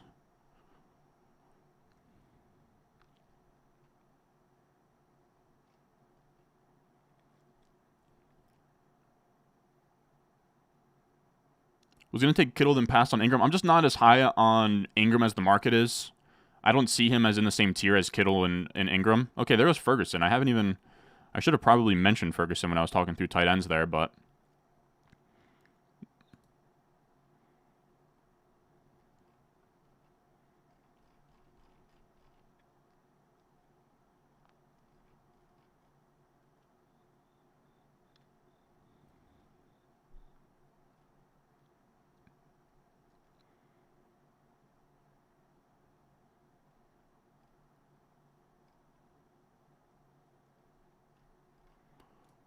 right, there goes Tyjae Spears.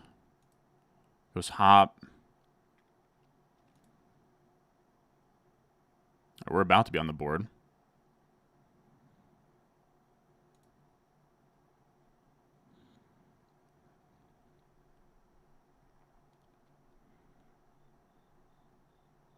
Damn it.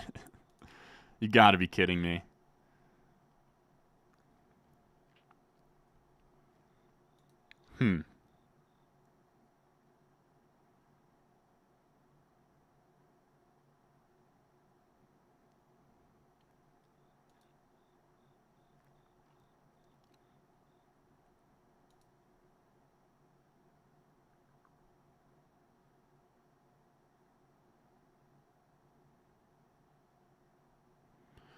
All right, you guys are going to hate this because it kind of makes our last pick pretty rough.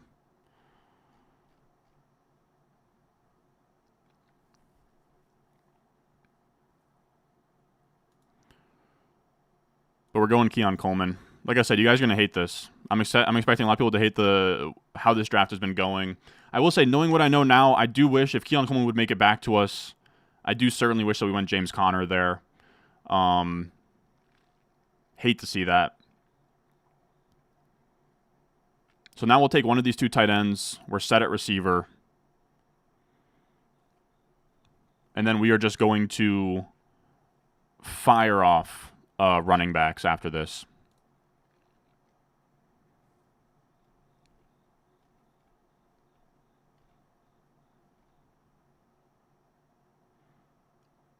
Wow, and this guy takes Jordan Love at the turn after going Lamar. I will say, if no tight end gets taken here, I might push it. There goes Kyler. I might push it, man.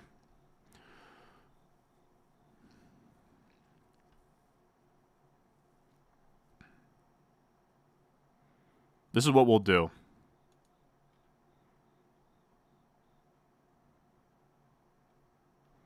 We're going to go John Brooks. And we're going to push tight end. I think it's the only way to do it here.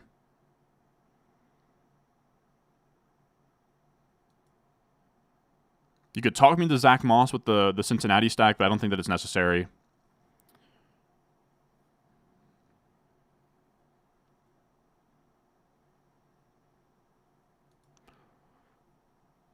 We're going to go John Brooks. I don't know how you guys feel about that. I think you guys are going to hate it again. I'll just be straight up. I haven't loved this draft at all. I have not loved this draft at all. I wish that instead of this, we went Burrow, James Conner, Keon Coleman, and then at this pick, we could have just taken a tight end or just another running back in general. But if we're building a 0 RB team, we want the wide receivers to be good, so I really don't mind spending too much on receiver like we did here.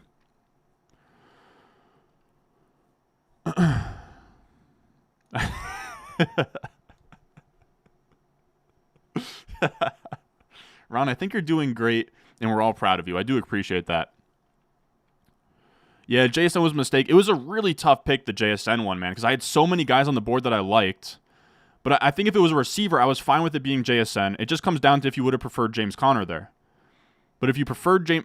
did this guy take a second tight end? Or is this his first tight end? Oh, you're fucking kidding me, man. I cannot stand these drafters, dude. You already have Mark Andrews. And people out there screaming for Anthony Richardson. It's 6-point passing touchdowns, first of all, so he gets a little bit of a downgrade there. Or actually a pretty big downgrade there. And second of all, I already took Joe Burrow. So Anthony Richardson is not coming onto this team. That's just how it goes. All right, so he goes Njoku. I don't think that we're going to get a tight end to come back that I even like. This draft has been a disaster. I'll just come out and say it.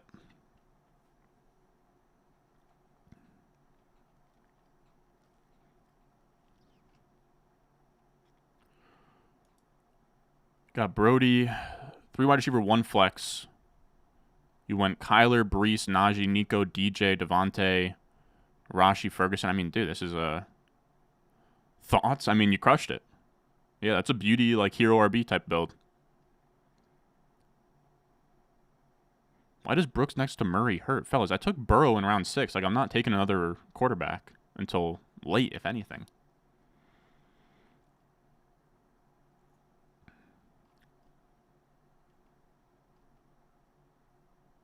I'll be here when JSN is 9 points per game again. We'll see. We'll see. That's the beauty of it.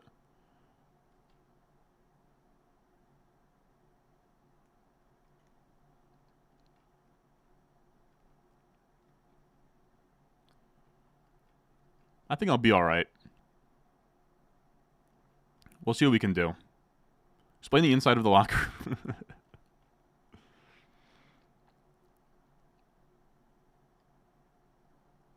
I will land this plane. Could still land the plane, but it's in turbulence. It is. It is. See what we can do.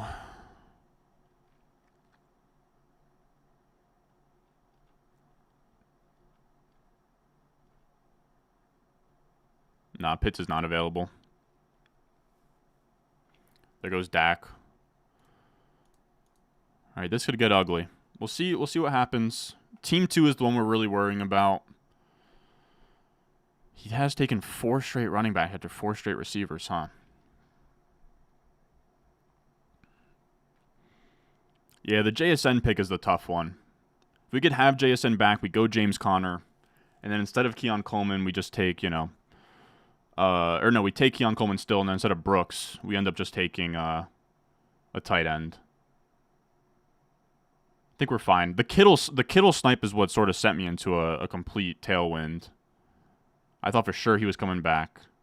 That's why I kind of, like, people are like, what are you thinking about at this next pick? That's why I keep my mouth shut on these. Like, it does suck that these streams have gotten so big that I do think that people do look for the name Stewart, and if they see it, they will tune into the stream. It's just my hunch. It's just a hunch, but I do think it happens more than I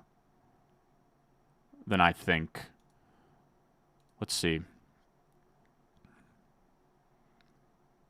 All right, so I've been rambling. I haven't been checking off the best ranked players. I've been all over the place. We had 5 straight days of high stakes drafts where I felt like I was on top of every draft, making the best picks every time. This one has not gone to plan. I'll just be honest. But we're gonna land this plane. We're gonna look back at this team and be like, this is fine. It's just not. It's just what just annoys me is that this is a fine team. It's just not the best possible team. Like, that start through 6 is beautiful. Just 7 through 8 has kind of been a disaster.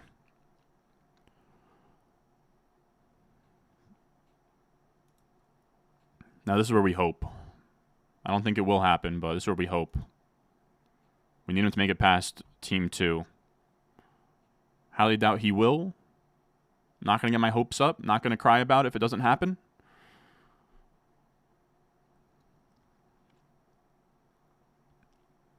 So what running backs have gone off the board? So since Brooks, no running back has gone off the board, which is actually pretty good for us. Running back's like the only position I don't even care about crossing off right now.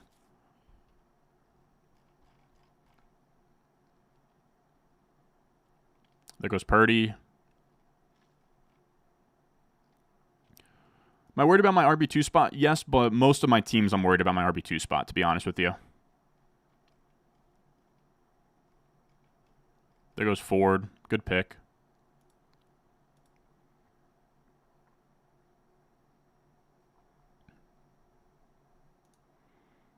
The name of the game for this team is going to be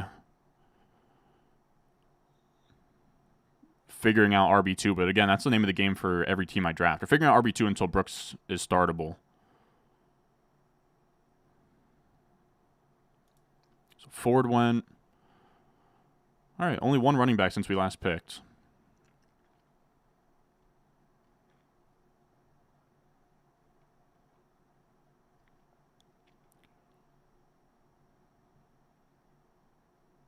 This draft is so not cooked. Okay, you guys are talking. You guys are talking me into it. I would not lose sleep over James Conner. Just 7th round James Conner in a 0 RB build is pretty sweet, though.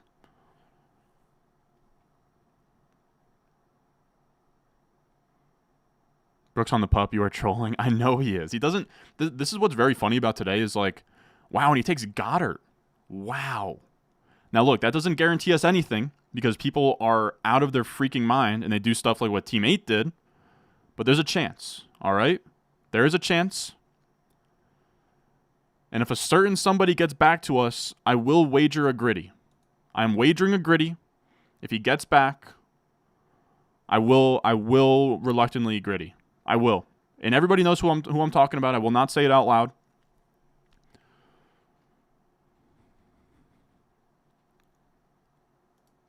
So Goddard's off the board.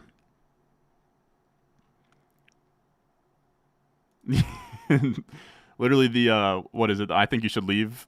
We're trying to find the guy who did this. There goes Zach Moss. That's actually a good pick.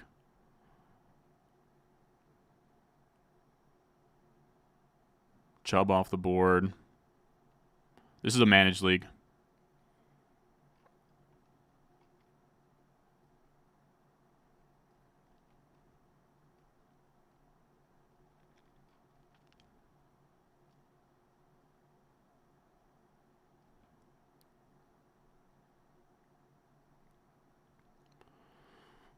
Let's see.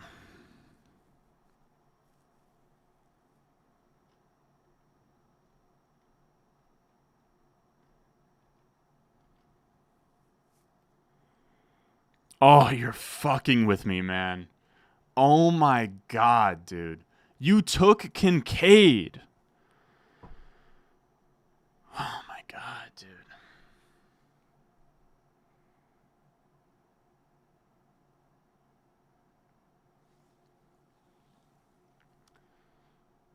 Oh, that sucks. God, that sucks. Alrighty.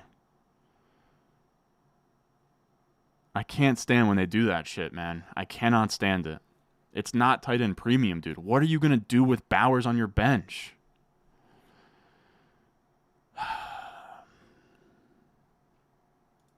That sucks so bad.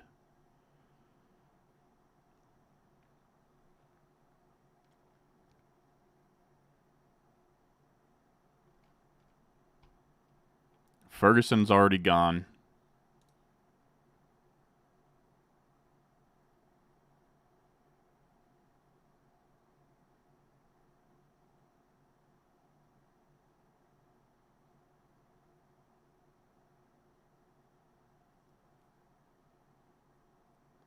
There goes Jalen Wright. God damn it, dude.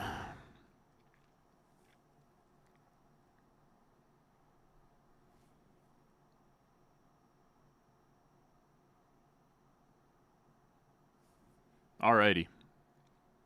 Hate to see how this has gone. Alright. You hate to see this, man.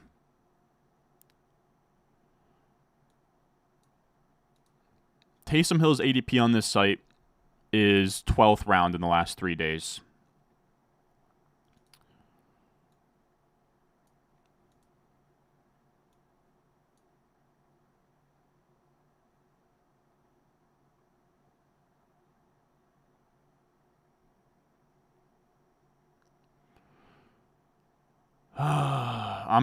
We're gonna take a running back here. We're gonna take Dre Benson. I think he's a good pick. And that's just to make up for if if now it ends up being a good thing that we passed on James Conner. We only stand to benefit from it with Trey Benson. Honestly, today Michael Carter getting cut was actually kind of huge for Trey Benson. I'm not gonna lie.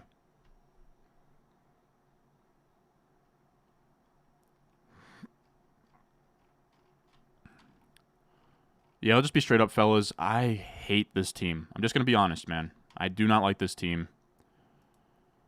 I'll just be straight up, man.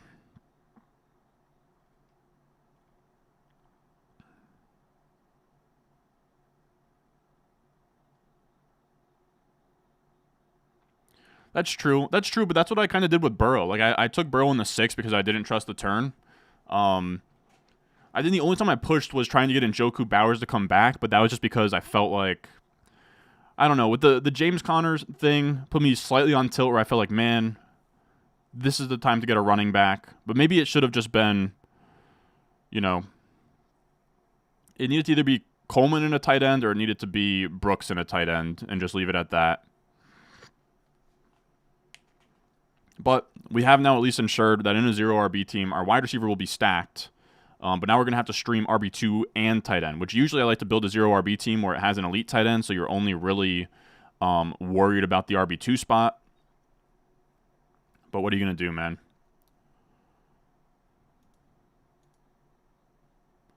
There goes Jerry Jeudy, Gus Edwards off the board, Dobbins off the board. And we are going to take... Dude, we have so much Rico Dowdle. But we're just going to take Rico Dowdle. Everybody is enlightening me on when Jonathan Brooks is expected to play. I promise I am aware. Watch your videos for my draft and tuned in. You're dropping a stinker. Yeah, it happens. It happens, but it is pretty funny that some of these teams that you draft and they're like not all that good or they're not great, they end up doing just fine. So Jason's about to sit on the bench spot all year. It's just not how that's going to work. With these 3 wide receivers, 1 flex, every time, so week 12, 6, when these wide receivers have to sit on their bye, JSN will be going in. Or if one of them gets hurt, or if one of them has a bad matchup, or one of them busts. I don't know if I'd say I'm going against my own advice. The pick I regret would have been going against my own advice and taking James Conner. Because if we went James Conner, like Joe Burrow, James Conner, we come back around. Like my biggest thing with 0RB teams is to get enough wide receiver firepower. And the thing is, even if we took Njoku or Bowers, it's still not like an elite. That's not an elite tight end. That's just a tight end you feel good about. So I don't know. Like we lost out on elite tight end when Kittle got sniped.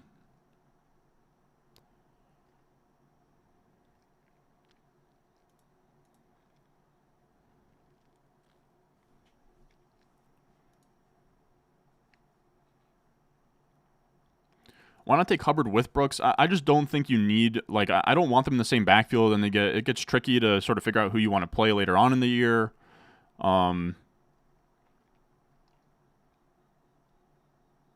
Yeah, exactly. This is pretty much like if I just drafted straight up a hero RB team. It's not like a very classic, we took a running back around 5. I would still classify it as 0RB, but it's not like a true classic 0RB. A classic 0RB would have been me taking tight end here, and then our 0RB run starts here. But I think we're going to be fine. I do like the idea of this being like a weird deconstructed hero RB where we just pretend, okay, we took Kenneth Walker in the first 3 rounds and we built the rest of our team around that. You could sell me on that for sure. We'll see how it goes, man. Again, it's not my favorite team I've drafted here, but sometimes those end up being some of your best teams. No, I agree. After the top guy, like to me, once Bowers and Njoku are gone, it's pretty much done from there. But even then, you can even make the case that after Kittle and Ingram, even if you want to put them in there, then who really cares? It just feels more cozy, but you can certainly find tight ends off of waivers. There goes Hawkinson.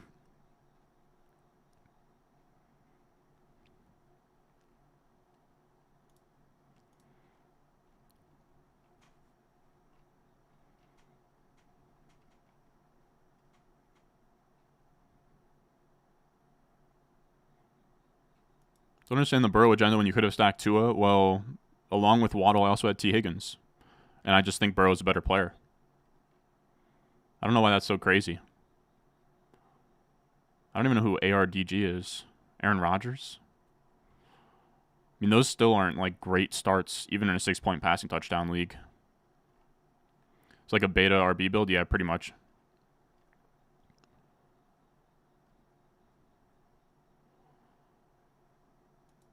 So we took Dowdle. Algiers gone. Zeke's gone.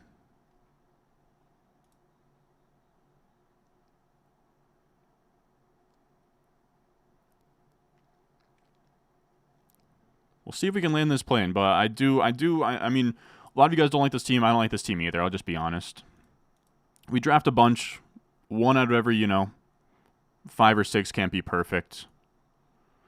Yeah, exactly. He has a chance of being QB1. He'll be stacked to T. Higgins. It's a pretty big tier break down to Tua, for me at least personally. So yeah, I'm trying to think back on like what we could have done differently. I guess this JSN pick could have been Connor. And then if it was Connor, we come back around, we take Coleman, and then instead of Brooks, we just end up taking Njoku or Bowers. But even then, I don't know if I'd be crazy about that team where we take 4 straight receivers. Our next best receiver is rookie Keon Coleman, who you can't really trust during bye weeks and injuries. I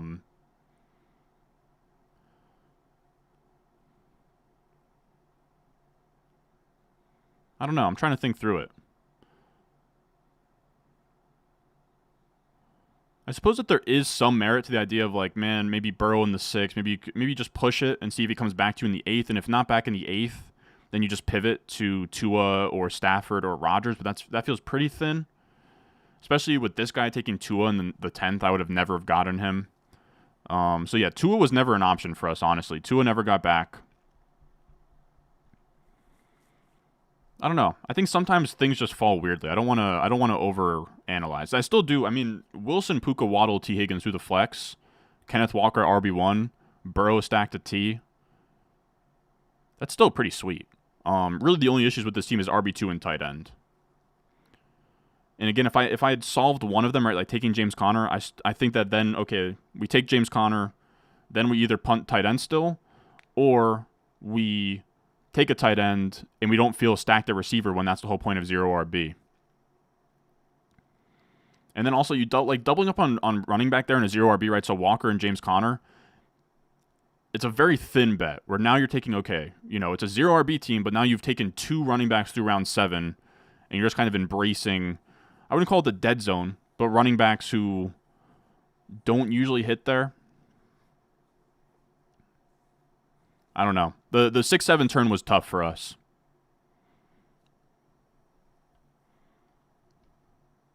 Richardson in the 9th. It's a 6-point passing touchdown league. I still think that in the 9th that's a good value, but 6-point passing touchdowns, he definitely gets relegated a bit.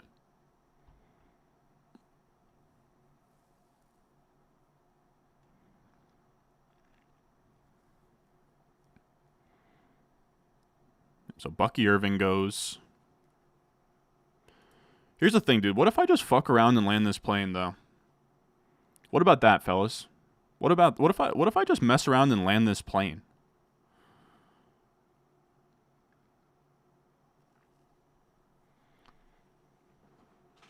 Like, why can't I just be great?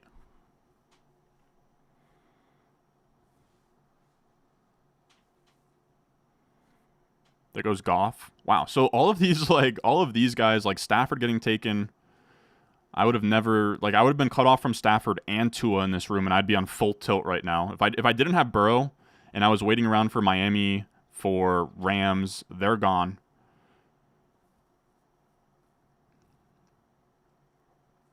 There's one guy on the board I want bad, and I don't think he makes it back to us, fellas. There's one guy I'd want really bad, but like I said, I don't think he makes it back to us. Unless if I'm an idiot and he already got taken. I don't think he did, though. There goes Ray Davis. That's a good pick. Come on. Come on.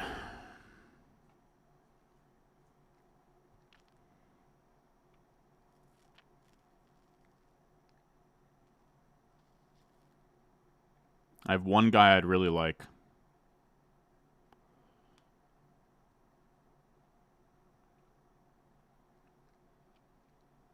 What do you got, Team 9?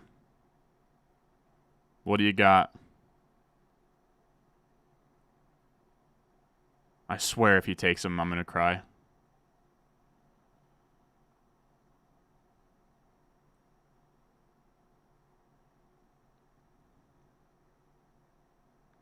And he takes Sharp. Wow, fellas. We're going to take Chuba Hubbard. Why not? We took Brooks as well. But we're talking 9th round investment, 12th round investment. We need RB2 points. We'll just pass the baton. What do you guys think? What do you guys think about that, man? After today's news, I actually still moved up Chuba Hubbard. I have him at rank 114. So what's that, like a 10th round pick? We just got him in the 12th round. His ADP is like early 11th. What do you guys think, man?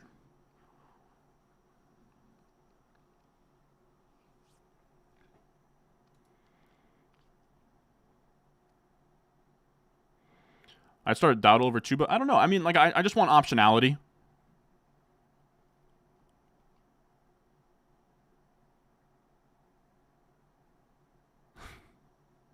All right, there goes Cole Kmet.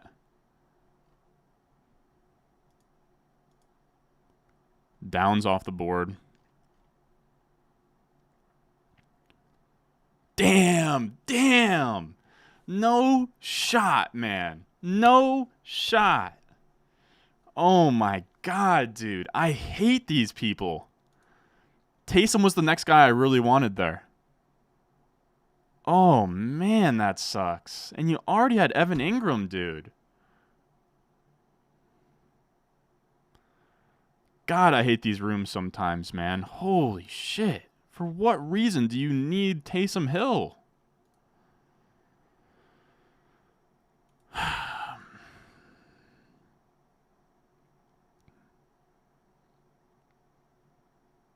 We're going to take Freiermuth, but we're just fucking disgusted, man. Holy shit, dude.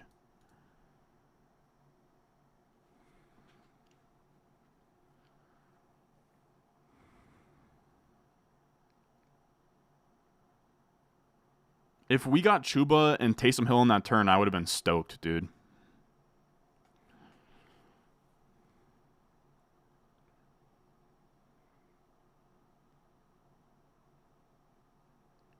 The amount these people are fucking insane, dude. Insanity.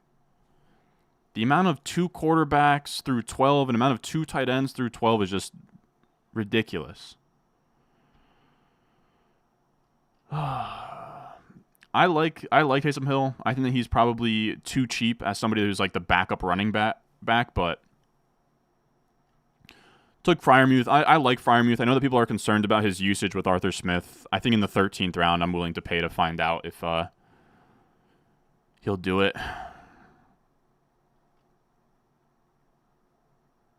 I like that call, Chris.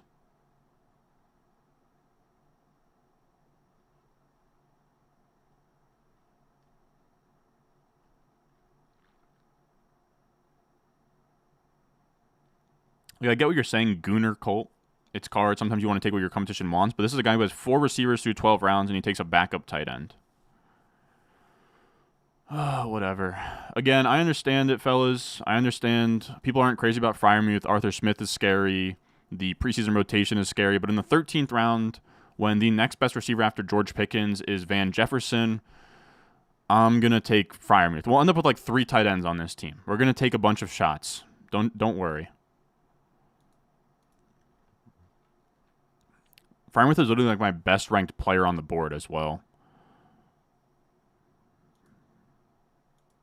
Jordan Mason, good pick. It's a weird team. But sometimes like I don't want to just draft the same team over and over again, you know?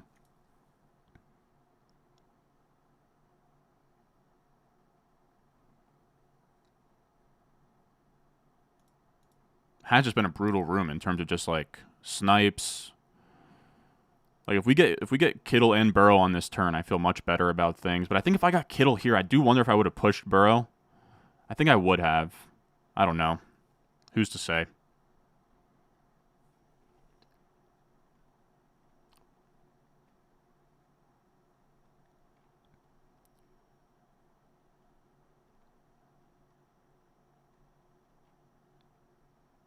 Seems like waiting on QB is the sharpest way to play these rooms. I don't know. It's tough. You could just get completely locked out, man.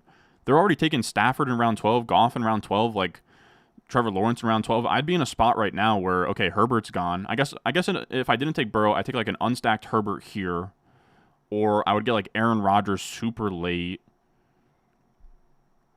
I don't know. I will say I still am sort of slightly inclined to take Geno or Rodgers just in case, you know.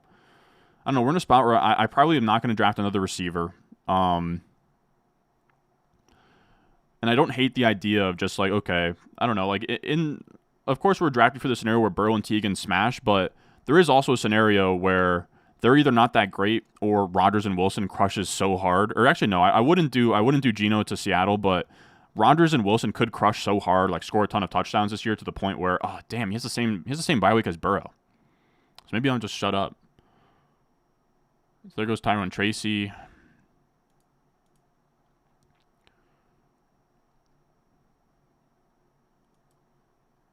I have picked from the 105. You said not even close is the best team you've drafted? I don't think so, man. This is one of my least favorite teams I've drafted so far. I think we're doing a decent job of landing the plane, though.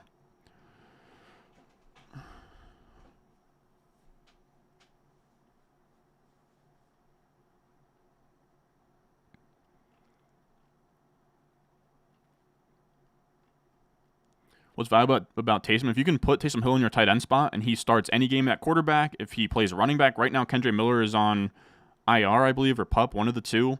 Taysom Hill, I talked about it in my recent video, but he is running, like he's playing receiver, running back, tight end. And after the elite tight ends, putting Taysom Hill in your tight end spot is like one of the best things you can do, in my opinion. I think it's bullshit that he's even a tight end to begin with, but people like Musgrave. I'm not as crazy about Musgrave. You don't like the Chuba pick, Chris? I honestly felt, I mean, he was the best running back on the board to me. I needed running back help. And I think having some early season options helps this team a bunch. Just finished your RTS. What I miss? A lot of tilting. A lot of tough decisions. A lot of getting sniped. The JSN pick was a questionable one. I had Roma Dunze, Keenan Allen, Brian Thomas Jr. all on the board, along with James Conner, which were all interesting picks after starting 4 straight receivers. Then we tried to push Njoku and Bowers, and both Njoku and Bowers got taken as tight end 2s in the 9th and 10th round. Just brutal stuff, man. I know people are clamoring for Luke Musgrave. I'm not as high on Luke Musgrave as a lot of you guys, to be honest. I'm going to take Antonio Gibson and kind of reassess when we come back.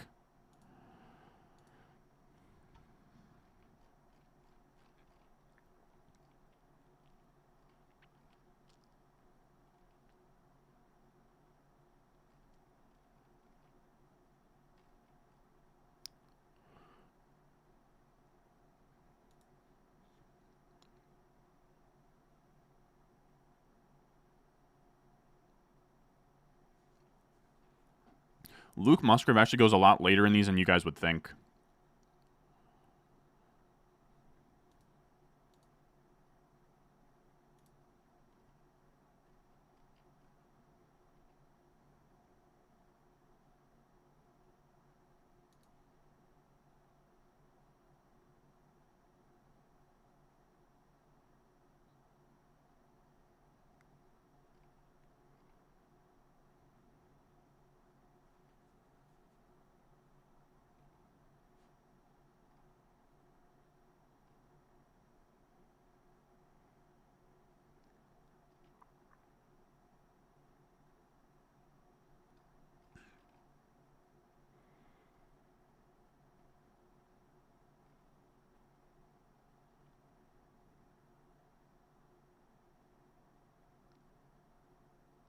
You're saying, I mean, 80 Wicks, McMillan later on. I don't know if that warrants not being wide receiver heavy early. I mean, Team 3 still took 4 through 6 rounds.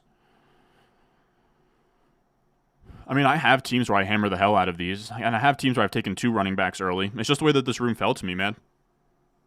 Like, I couldn't pass up on T. I think the only place you could say where I went wrong was JSN over Connor, which I guess, you know.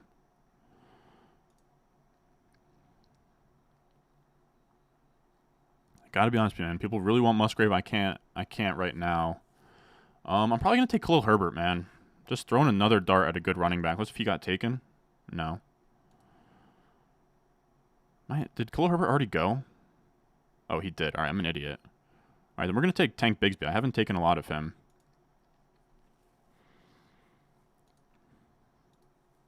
Just gonna keep hammering RB2s. Hope that something hits.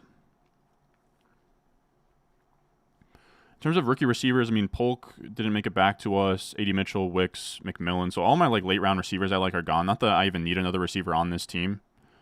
Yeah, we're done at receiver. This team, okay, so we have 19, 20. We have 3 picks left. I think 1 to 2 of them need to be tight end. Could talk me into Rodgers just to stack with Wilson as another option.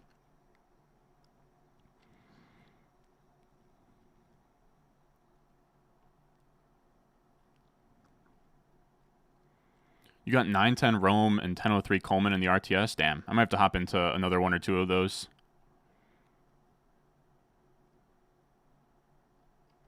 There goes Musgrave. I'm not sure that I've said I hate Tank. I just think that he's a handcuff, which is fine.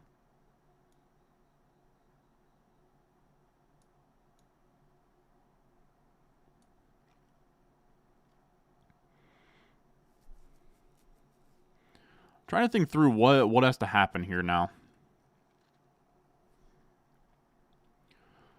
Again, it's not my favorite team. Love this team now, Panthers fan. Confirmed Team 9 is in chat. Who knows, dude? That Kittle snipe sucks. Kittle snipe sucks. What else? The Kittle snipe was not fun. And then JSN round 7. Probably could have been James Conner. I don't know. I'll keep going back and forth on that. Pause if needed. Dude crashed the plane. I don't know. I think we're landing it all right. Said Malik Neighbors at the 208. What are these rooms? I mean, yeah, it's just very wide receiver heavy.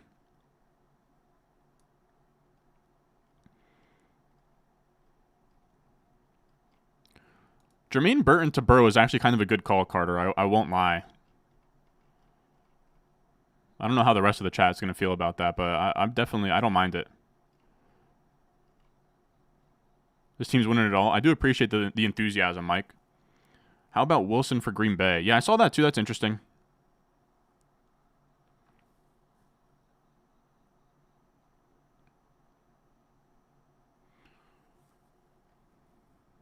Can you read my super chat? I did not see it earlier. I got you, though. 12-team PPR, 3 wide receiver, 1 flex auction. Interesting. Richardson, Jacob, Swift, B-Rob, Dowdle, Sharb.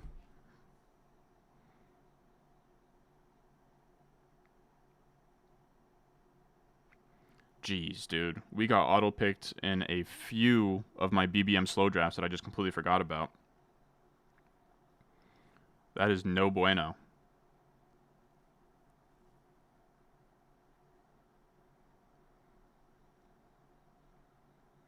I suppose sometimes it happens to the best of us, but prefer to avoid that happening.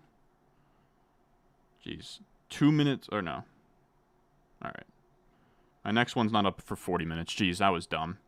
I don't even know how I finished the draft that we did on stream. Like the one we started this with.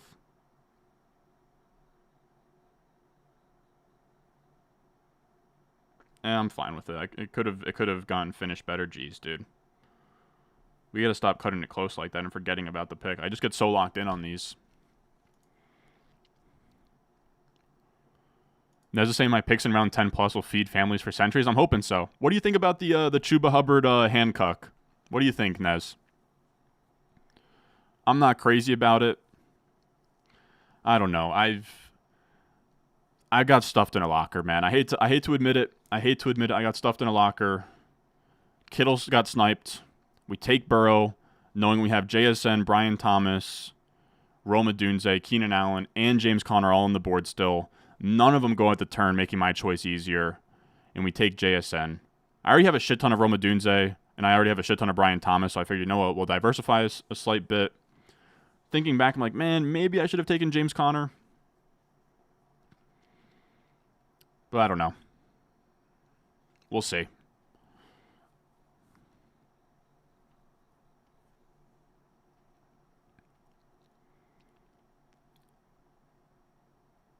That's what I'm saying as well. I think it does make sense. It's a managed league, and we got like Chuba Hubbard. I debated Chuba Hubbard at Dowdle's pick, and the fact that he made it back, I was pretty stunned. So I said, especially in this build where our RB2 in week 1 is Rico Dowdle or Trey Benson, Antonio Gibson, Tank Bigsby, I'll take a free, RB2 in the 12th round until Brooks is back.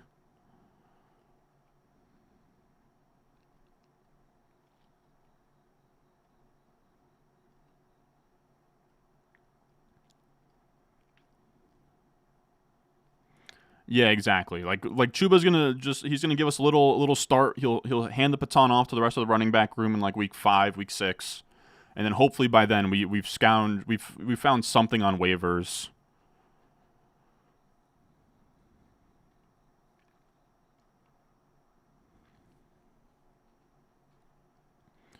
Yeah, the team is fine. The team is fine. It was just a tough spot. It was just a tough spot. So we probably need to get like 1 to 2 more tight ends.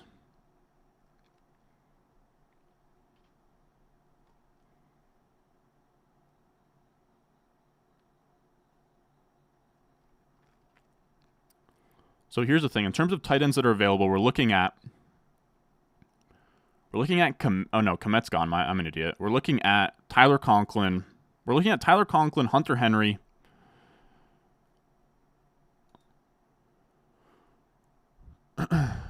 There's one tight end I'm going to grab no matter what at this pick, because I'm tired of getting sniped on him, and I think he makes a lot of sense in this build.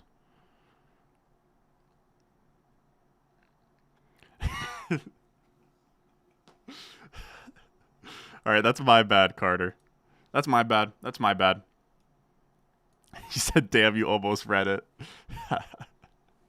I'm sorry, dude. I get sidetracked. I'm getting auto picked in my own freaking slow drafts right now.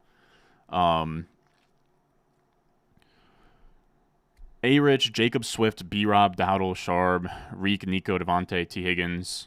I think in 3 wide receiver 1 flex, I would have liked a better wide receiver 5, but that's kind of nitpicking. But I think it's a solid team. My only nitpick would just be a better wide receiver 5 than Samuel. Like, I would have preferred like some kind of rookie there, especially in an auction.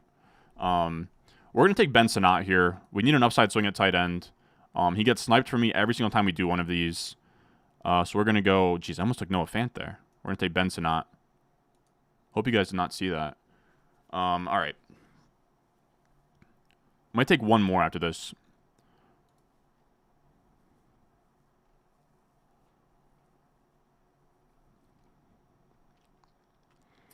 What do you? I think the 2 tight ends I'm thinking between are Tyler Conklin and Hunter Henry here.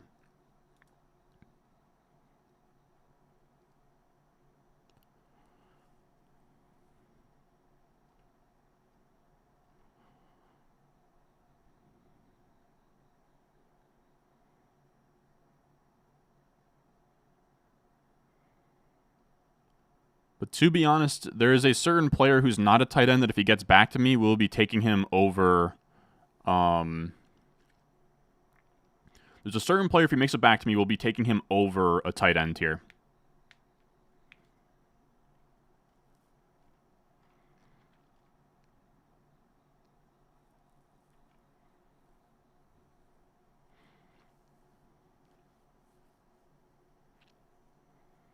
All right, now we're going to take Jermaine Burton.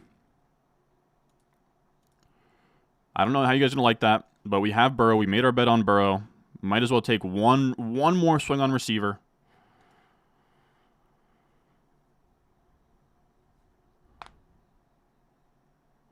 Ron's ambivalent. This sounds like an AI-generated thing. Towards his team makes this compelling viewing from a purely entertainment industry perspective. This has been great content tonight. Has it actually? I prefer when I'm, hitting the gritty and loving all of my picks and feel great about my team, but, sometimes it's different. But I'm starting to think that we landed the plane, maybe.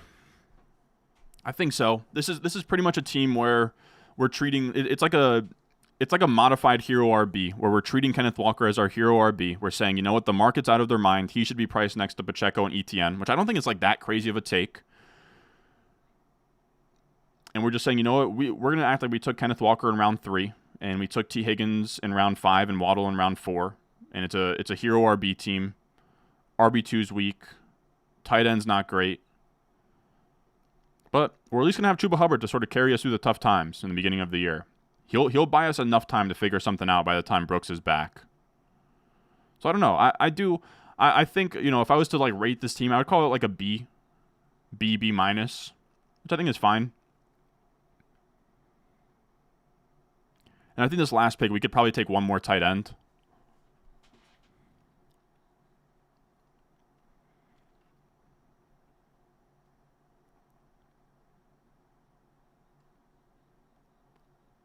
Yeah, nothing like a Chase Puka. We didn't land it. I'm coping. Come on, dude. Got a super chat. 10-team, 2 wide receiver, 1 flex. Richardson, Bijan, Etienne, Nico, Rashi, Laporta, Dobbins, Spears, Hawkinson.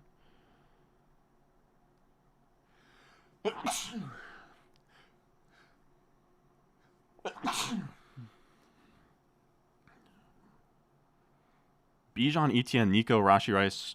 In a 2 wide receiver, 1 flex, I'd want 1 or 2 more other really good wide receivers. I don't love it. In 10-team, 2 wide receiver, 1 flex, I feel like your team should be stacked. That is true. I remember that. I do remember that. It was like a year or 2 ago. And I was so bummed I didn't draft Tyler Boyd late. But that's just kind of what it is, man. Like that's actually a good perspective of just like, I don't know. We drafted this team structurally sound. And at the end of the day, the players that I really want or the players that I don't want, everything kind of shakes out in a certain way and is meant to be the way it's meant to be.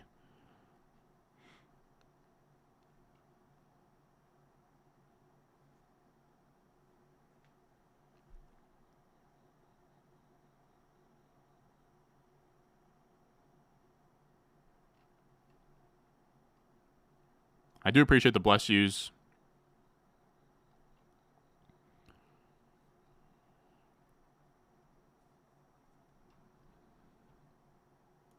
That's what I'm hoping. Like if JSN is a stud, then this whole team is chilling.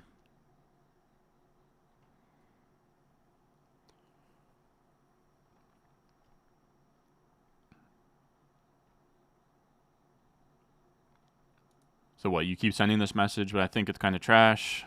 Hurts, Saquon, Kamara, Devontae, Mark Andrews. I'm assuming that's David Montgomery and then Pollard. Yeah, I don't love it myself. I usually aim for receivers in the flex spot. I don't like Kamara a ton either. I don't know. I got to be honest with you guys. There's some kind of emotional element of sending me teams, and it's that you just want, and I get it. It's just you want to send someone on your team. You want them to say, you know what, this team fucks. This is a really good team. But I'm also not a liar. So when I get a team and it's not great, I do feel bad. Like I prefer the questions where it's like, you know, stuff before the draft, because afterwards you can't do anything. And then I just give you buyer's remorse. Personally, that's not how I would build like a 10-team, 2 wide receiver, 2 flex. I would have like the most heinous 4 wide receiver set on that roster myself.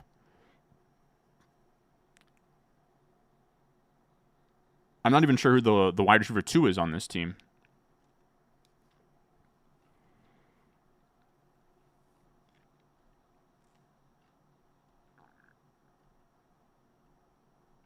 It's not even his team.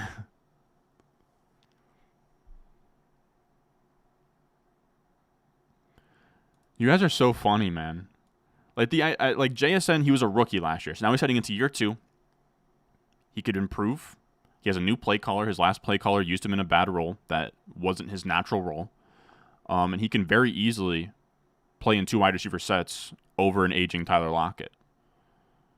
He's still wide receiver 3 on his team. Like Tyler, like go look at the number. Like Tyler Lockett had 5-year lows in yards per catch, yards per out run, targets per out run. Like he was a shell of himself last year.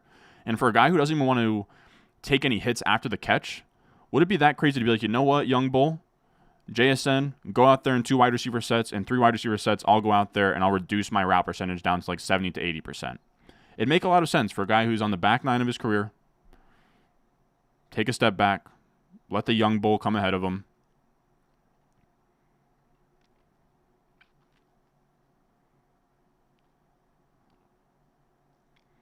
Yeah, he was a dude. I mean, it's the most cookie cutter, like lazy analysis ever. Or actually, no, I actually have a tweet on it that I'll pull up here. But what JSN did, even when he was on the field, next to the big dogs, he was still a monster. Actually, we'll make these picks at the turn first. So I actually found the route, because like you can definitely say, okay, in the Rose Bowl versus Utah, he had a lot of his production come there.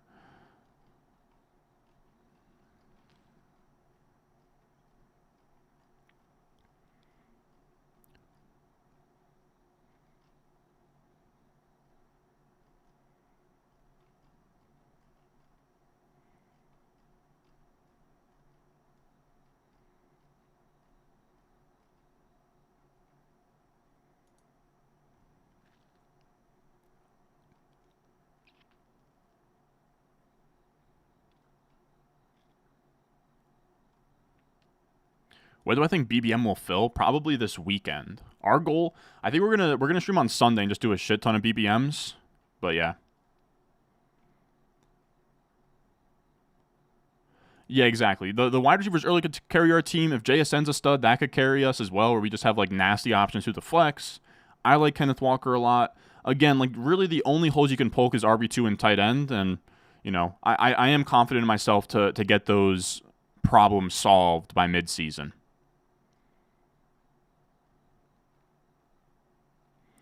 Probably not an outlier season for Lockett because he's like 32. Like it's probably just him naturally declining.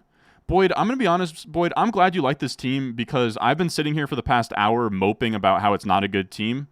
And maybe I'm just being a bitch, all right? Maybe that's what it is. I'm going to go Hunter Henry here. We're going to take our third tight end. Doesn't feel great to do that, but I think we have a nice little mix here of like Hunter Henry and Freiermuth I can kind of start in any given week, and then Sanat's a nice upside swing.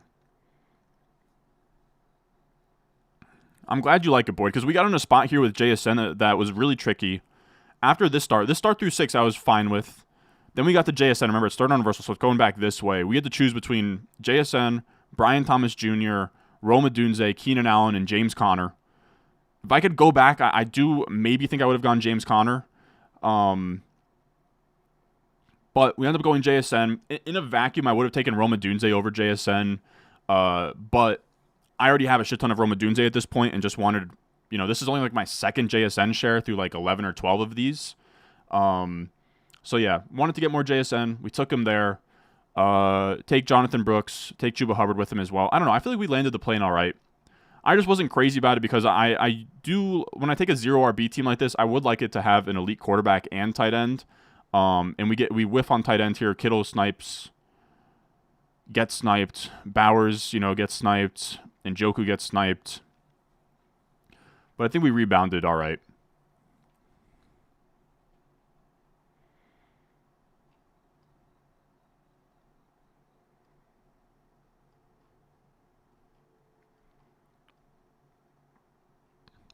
Who the hell's Bidoof? Oh, he's asked me to rate his team. All right, let's zoom out a little bit. All right, damn, I cannot say that I have. Dude, I keep taking Younghoe Koo, but if you're going to let me get Younghoe Koo in the 19th round, come on down. Come on down, Younghoe.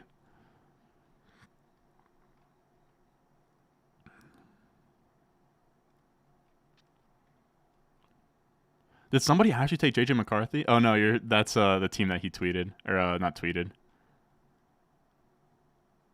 My little brother's telling me this team sucks. Dude, coming into my chat as my little brother and chirping me is so crazy.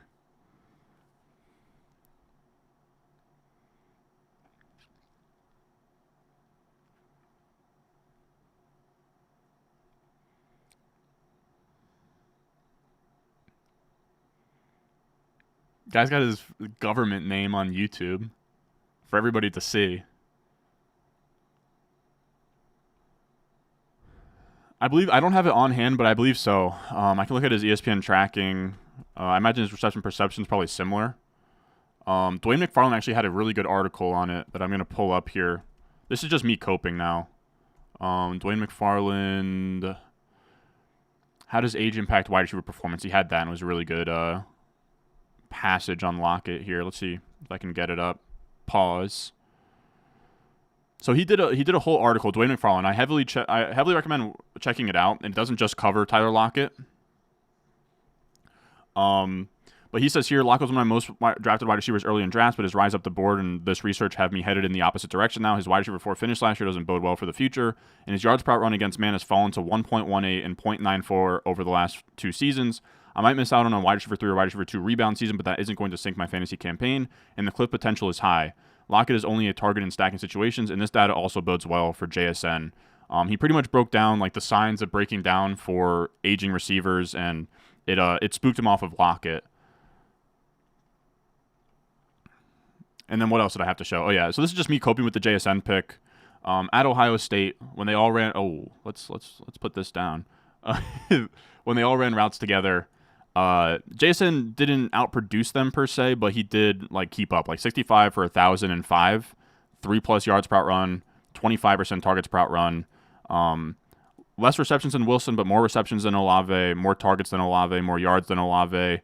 Just wasn't using the red zone as much as them, but I don't know. I mean, he had the most yards per out run among all of them.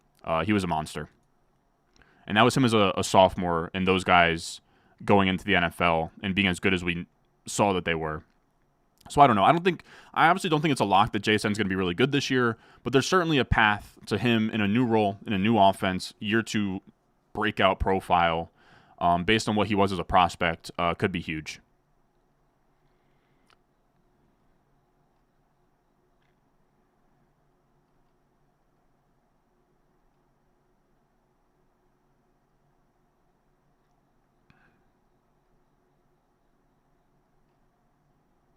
No, I'm not running another one.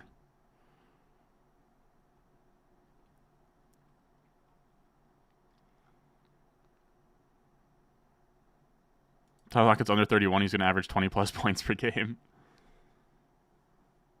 How do I feel about the unfortunate Kyren news? I covered it in like the first like half an hour of the show, but I don't love it for him. I'm not. Oh my God, Kadarius Toney got cut.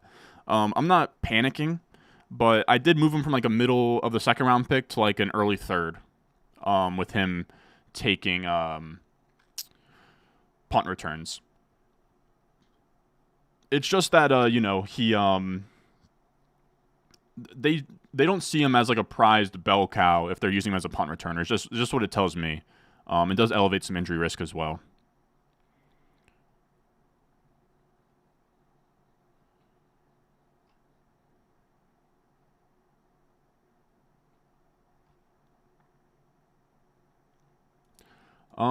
You're saying, I mean, JSN owners will panic or trade low. I mean, in this league, there's no trading. And because I started 4 receivers, like if JSN starts slow, I don't really care. I need JSN for the late season.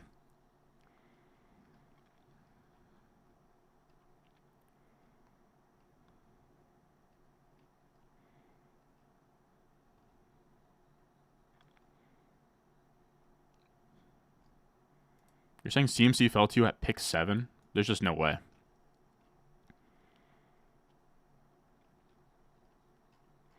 All right, so now we're taking a defense.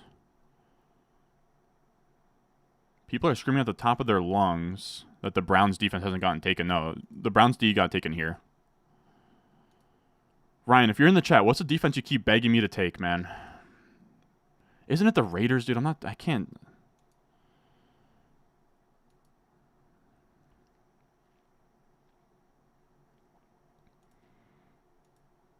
Every time I get off of one of these, he swears I need to take a different defense.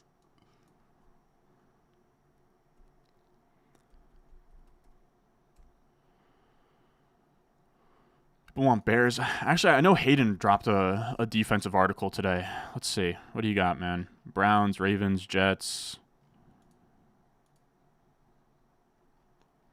Chiefs.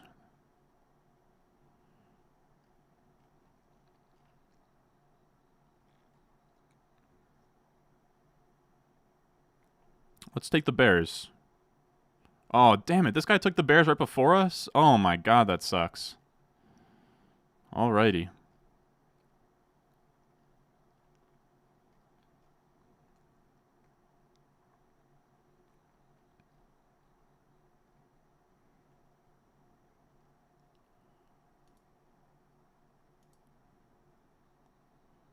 So who plays the... People want the Lions. Who do they play week 1? The Rams? Hell no. You know what, man? Give me Cincy, probably. No, the Bengals aren't even available, fellas. Give me Detroit, I guess. I don't know. I'll drop them. I don't really care. Whatever. Detroit defense. Who cares? Take a peek defense. I probably should have. Who would that have been, though? Like the Packers? No. Ravens. I don't think that there even was a take a peek available, right? Packers, Eagles, Ravens, Chiefs were all gone. Yeah, whatever. Detroit. I'm not crazy about it. But I do appreciate you guys coming out here and watching. This has been a team one of the teams I've drafted this year, as we can certainly say that. Let's go here. Here's what it looks like in the final form. We have Joe Burrow. We have Joe Burrow. We have Kenneth Walker, John Brooks, Trey Benson, Rico Dowdle, Chuba Hubbard, Antonio Gibson, Tank Bigsby. Wide receivers: Garrett Wilson, Puka, Waddle, T. Higgins through the flex, JSN, Keon Coleman, Burton off the bench, Frymu, Sanat, Hunter Henry. I feel pretty decent about it. It's not my favorite team of all time. It's one of the teams of all time. If I was grading it on a scale of F to A+, I'd probably get like a B-. Probably a B-. It is a fun team if, the receivers work out, the Burrow connection is good, if Kenneth Walker is a stud RB1, and Brooks actually is a guy down the stretch of a season, then we're cooking. We also have to hit on tight end. A lot of things have to go right here, but I think we built it in a proper way for this to work out. Some of you guys also seem to actually like this team. I'm not crazy about it, but some people in the chat do like it. Some people absolutely hate it. Regardless, we have a lot coming up in terms of high-stakes drafts and just drafts in general. Tomorrow night, we'll be live with Jacob and Liam. I know you guys love those. I'm sure that they'll get me back on track, and we'll draft a monster team, of course. And then we have I'm not gonna spoil it in terms of what we have planned, but I have everything blocked out. This was like draft number 11 or 12. We're gonna get up to like 18 this offseason. So be on the lookout for that. We stream every single night. Make sure you're subscribed. Leave a like. And then also the rankings we used tonight that I actually probably should have drafted more off of. James Conner was ranked ahead of JSN. I went off script, decided to try and play the room a little bit more. But if you want my rankings, they are updated for the Kyren Williams stuff, the A.J. Dillon thing, the, Marshawn Lloyd being back, Kendra Miller on IR, Elijah Mitchell out for the season. All of that, it's all updated. I literally updated it before I went live. You can find that patreon.com/Ron Stewart. My top 200 cheat sheet. It's tiered. All of that good stuff can be found there. As always, appreciate you guys watching, and I will see y'all in the next one.